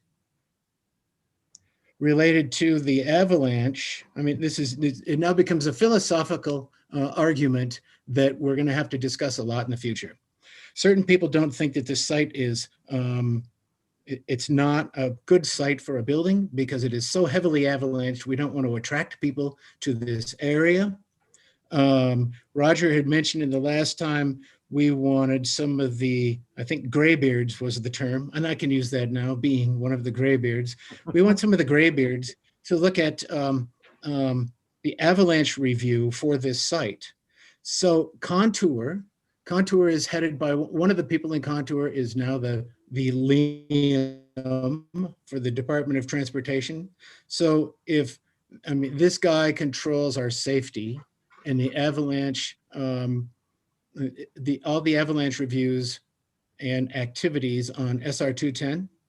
So he makes sure that when that road is open, we're all safe. Well, his group is the one that did the avalanche study for the building. They did a very good design. They did an excellent study. They used a lot of Art Mears's same kind of mechanics, and they came up with a building that will withstand an avalanche in this area if it is maintained, which basically means if there's a slide or a lot of snow, we clear out the back. If there's, as it builds up, we have to keep on the maintenance. So it'll work and it's fine and it's designed very well. But the question now becomes is, do we really want to build a building in an area with this much hazard? Now, we've got buildings all over the place that are exposed to this kind of a hazard throughout the entire town of Alta. So the philosophical question is, do we really want to do this here, even though we can? And then do we really want to do this here if it involves maintenance? So there we are. Although I think the next step is something we have to do anyway, whether it's this precise building or it's this exact spot. Let's get the funding feasibility experts to tell us whether or not it's reasonable to expect that we can raise $17 to $20 million for a community center or not. If the answer is no, then we don't have a problem with attracting people to an avalanched area. If the answer is yes, then we move forward with, okay, we really can do we really can raise the money. Now, do we really want this building in this location? And there has been a lot of talk just along these exact same lines, both in the council meeting and around town. So I guess it's difficult to say where we are right now. Where we are right now is we're done with the feasibility study. We have something called the lift that is the recommended design. We're looking at funding now to see if we can really fund this building or not. Now, all these other things are operating behind the scenes, or not behind the scenes, but they're operating under the surface. And so if the funding feasibility expert came and said, yeah, you have no problem raising this kind of money, this building that is shown in the recommended design is not guaranteed to be something we start on next week. There's a lot more discussion that has to take place before we move forward. Good. How's Well, that? one of the things It should be, that, yes, we're I done. and recall, We're looking at accounting analysis, but it's not that easy. one of the things I recall from the last meeting was that Jared, was that his name? Jarrett Pelletier. He said, well, yeah, we're going to have a review of this. And I presumed that that review was by the avalanche experts who were very familiar with this area. And you mentioned Art Mears. He's certainly one of them, and I think a highly respected one. My own reaction was avalanches don't act like water. They don't go where you want them to go. They don't go. And I chatted with Jeff about this too. He was somewhat skeptical about the protection that this particular design brings us. And particularly when you think of school kids in there who operate on a schedule, and I know we do have snow days and so forth, but when the safety of the occupants in the building depends on maintenance, and I think about this 58-hour event of this last winter, and you think, well, what's going to get the priority? Is it going to be plowing out the back of this building, or is it going to be something else? I mean, we just heard about the climate change and the uncertainty in what's going forward, and to put this building in a place which is known to be in an avalanche threat on it, to me makes it something that we ought to put more thought into this before we start saying, well, let's get the money to build it. I mean, that to me is, I mean, it is not our job to make that decision. I realize that, and the decision's been made in the town council, but it's, to me, worrisome that our community is proceeding with that and along those lines. And maybe we can get some other comments on this too. Well, from my perspective, I don't have a problem with trying to figure out, can you afford it, or can you actually generate the money? To me, it's really is the decision that the town itself is willing to build in a high avalanche path. Is that really the direction that, the town ought to be taking? Or should they be looking at trying to, encourage buildings in less hazardous zones? And that's a good point. And that's why, the simple update would have been, we finished the feasibility study. Now we're looking at whether or not we can afford it. But with everything else that has been going on, that's exactly what we're doing. So we finished the feasibility study. We're looking at it, but we never would have known the conditions of the site, the avalanche conditions on the site, until we did the feasibility study. So it was a good result. It's fantastic. The lift looks neat. It fits on the site.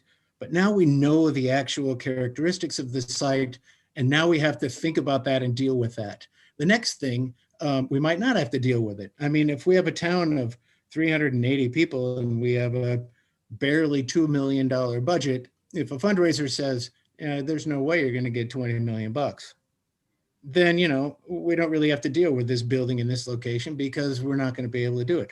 If they say we do have the money, or we could get the money, no problem, then believe me, it's been talked about and it's been brought up. We're going to talk about, do we really want to put a building, any building here?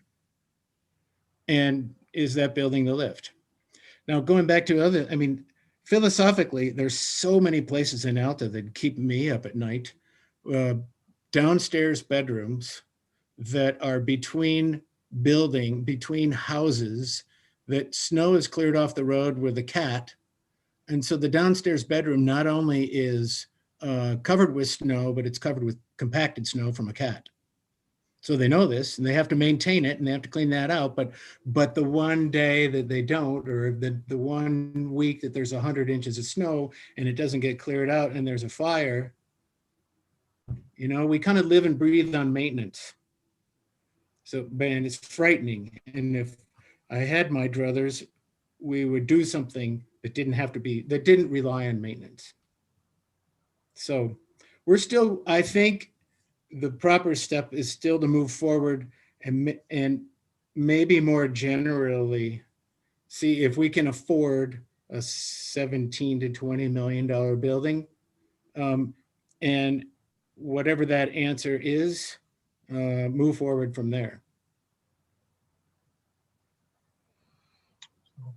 Dave or Rob, you want to say anything? I would be supportive of understanding the funding. I would be worried that people feels like the design was slightly polarizing. So I wonder the people who would be maybe large benefactors to the project, would they be turned away by the glossy package you were talking about, John, in terms of, and I think it's a worthwhile endeavor, the concept of the community center. We've been working on it a long time. And so I think it is there's lots of good things about the study. I will also echo when Jarrett brought up the presentation and he showed the slide path data on the screen, my first thought is, boy, do we really want to build right here? The entire parcel is pretty much, in the zone or depicted by the graphic. So that I echo what Jeff was, contemplating. Is that something that it at least causes some pause? Let's just say that in terms of, do we want to build a new building here? Certainly there's other structure in town. I worked at the Peruvian for 11 years and we got blasted twice. In and out. Pretty high rate of return twice in 11 years. And you're right. You're absolutely right. But we maybe knew it kind of, but we didn't really know. Right. I think we knew it, but the graphic. Fantastic. Yeah, the graphic was. The study's fantastic. So I think trying to find out what could we afford is a worthwhile next step. And I don't think it commits us necessarily to that design. I just hope it wouldn't hinder our efforts to fundraise if the design was too polarizing. That is the point. And then the other thing that was brought up to me the other day is that people might think, if we're looking at fundraising and the fundraisers get any ad to do a glossy package specifically for fundraising, maybe people are going to be thinking that the only thing that they would be contributing to is this particular building. So I think now, and it's difficult for me to say these things, not being a legislator, but I think now maybe it's like, yes, move forward with the fundraising, but somehow convey that it's not this, it doesn't have to be this exact building in this exact location. Sounds kind of like a pig in a poke to me. I mean, somebody says, well, we'd like to see if you can come up with a bunch of money, but we can't tell you exactly what it's going to be spent on. I would be hesitant, but maybe there are people who are not. John, maybe I misunderstood, but you're not actually starting fundraising. You are going to consult with an expert in, that sort of field of professional fundraising. Right. Which to me is a very weird field, but there are those people that are professional fundraisers. So we're doing a fundraising feasibility study. Yes. Not fundraising for development. And if everybody decided, I don't care how dangerous it is, we're going to build it as stout as we possibly can, we're going to maintain it, this is the building we want, we still would have to do a lot more engineering and a lot more design work and a lot more in-depth study for this for this concept before moving forward. So, but right now we're just looking at funding feasibility. And that's a good idea, but I agree with everybody else. We got a lot of work to do. If we think that is the spot, there are a million questions in my mind that need to be answered. It's going to be tough. Agreed.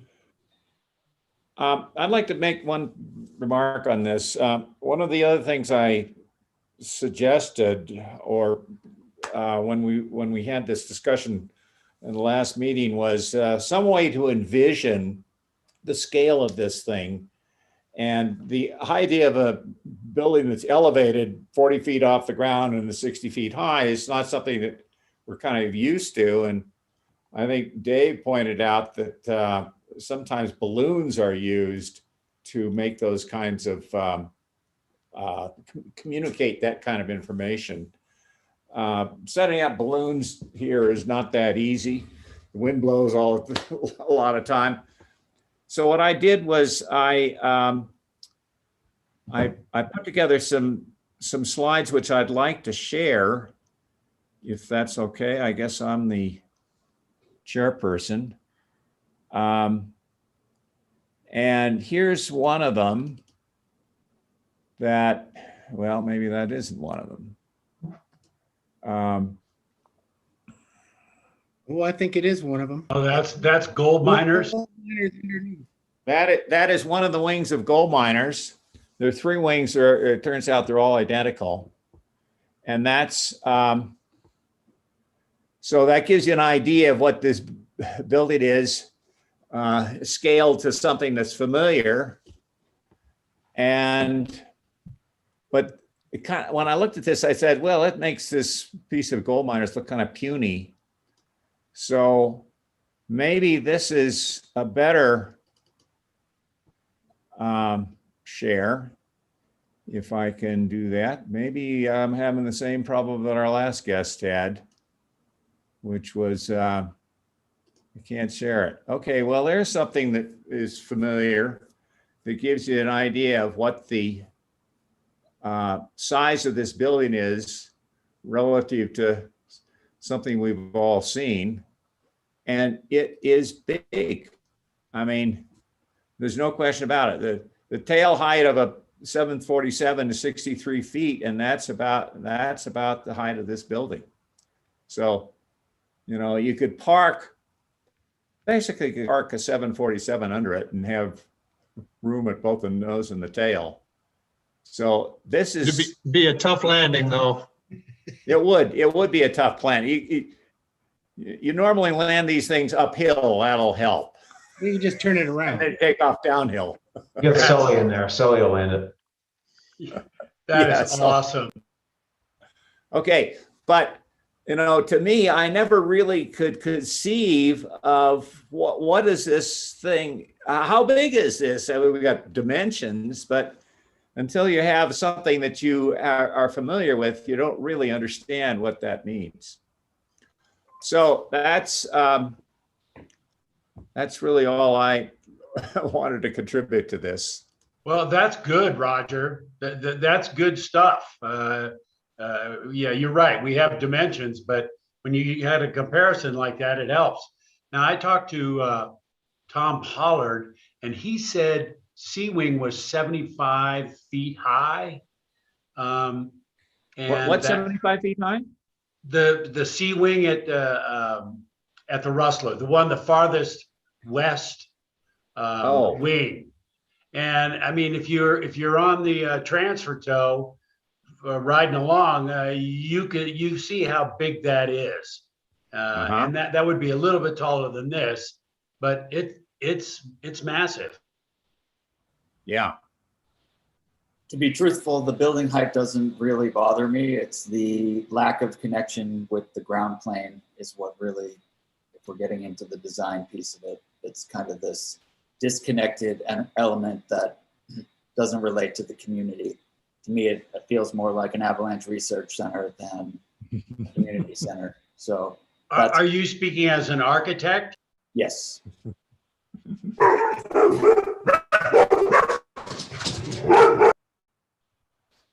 So, I mean, I'm trying to look at this objectively and, give my feedback. To me, the building height isn't as much the issue. Maybe the overall size and the massing is maybe more of a thing to grapple with. And again, this is really hard I feel I'm waffling And I'm sounding like a beater because I'm in the middle, because this is some people's dream and this is the feasibility study and it looks so perfect and cool and glossy, but now we all know the conditions of the site and the cost, and we have to move forward from there. So I think we're still looking forward, and I don't want it to be like a pig in a poke, Roger, but I think we still need to do a funding feasibility analysis to see if we really can raise the money. But this is just the first part of this feasibility study. And that doesn't mean that this is what is got everybody behind them, because everybody's not behind it now. So Okay. at least, I mean, there has to be a lot more, like Rob says, 1 million questions at least before proceeding. And the Okay. next one, Well, in our mind, is funding. yeah, well, that decision to fund that has been made by others and is not in our purview. But Right, it's done. yeah. So any more discussion on the community center? Not from me. Nope. Oh, I'm sure we'll have a lot of discussion in the future. I'm sure we will. Yep. Okay, any new business? Stay tuned Yeah, stay tuned. All right. and attuned. Anybody have any new business? Nope. How about a meeting? Okay. What's our next meeting, John? Eek. Eek? Well, we've normally been going the fourth Tuesday, which would be July 27th. If you want to keep that. We have material for same? We're not having a public hearing, so that's good. Mhm. The 27th works for me. I'm out the entire month of August. Yeah, I've got it on my calendar. So 27th is fine with me too. I think the 27th. Okay, so I'll be in communication with you all and see what we've got for the agenda and see if we get anything more from Dr. Gillis. And Yeah, see what that- we can get put together for the 27th. I could say there was a lot of meat in Dr. Gillis's pitch. After he Fine. spoke, I was just dumbfounded. I just kind of wanted to turn off the computer and go to the closet and shut the door. Yes. Yeah. Yeah. Now what do we do? It's going to take us a while to absorb all of that. Okay. Would someone like to move to adjourn? I'll make the motion that we adjourn the meeting and And I'll second. All right. All in favor? aye. Aye. Aye. Take care, everybody. Oh, Okay, thank All you right. very much. Thank Coming. you. Thanks, everybody.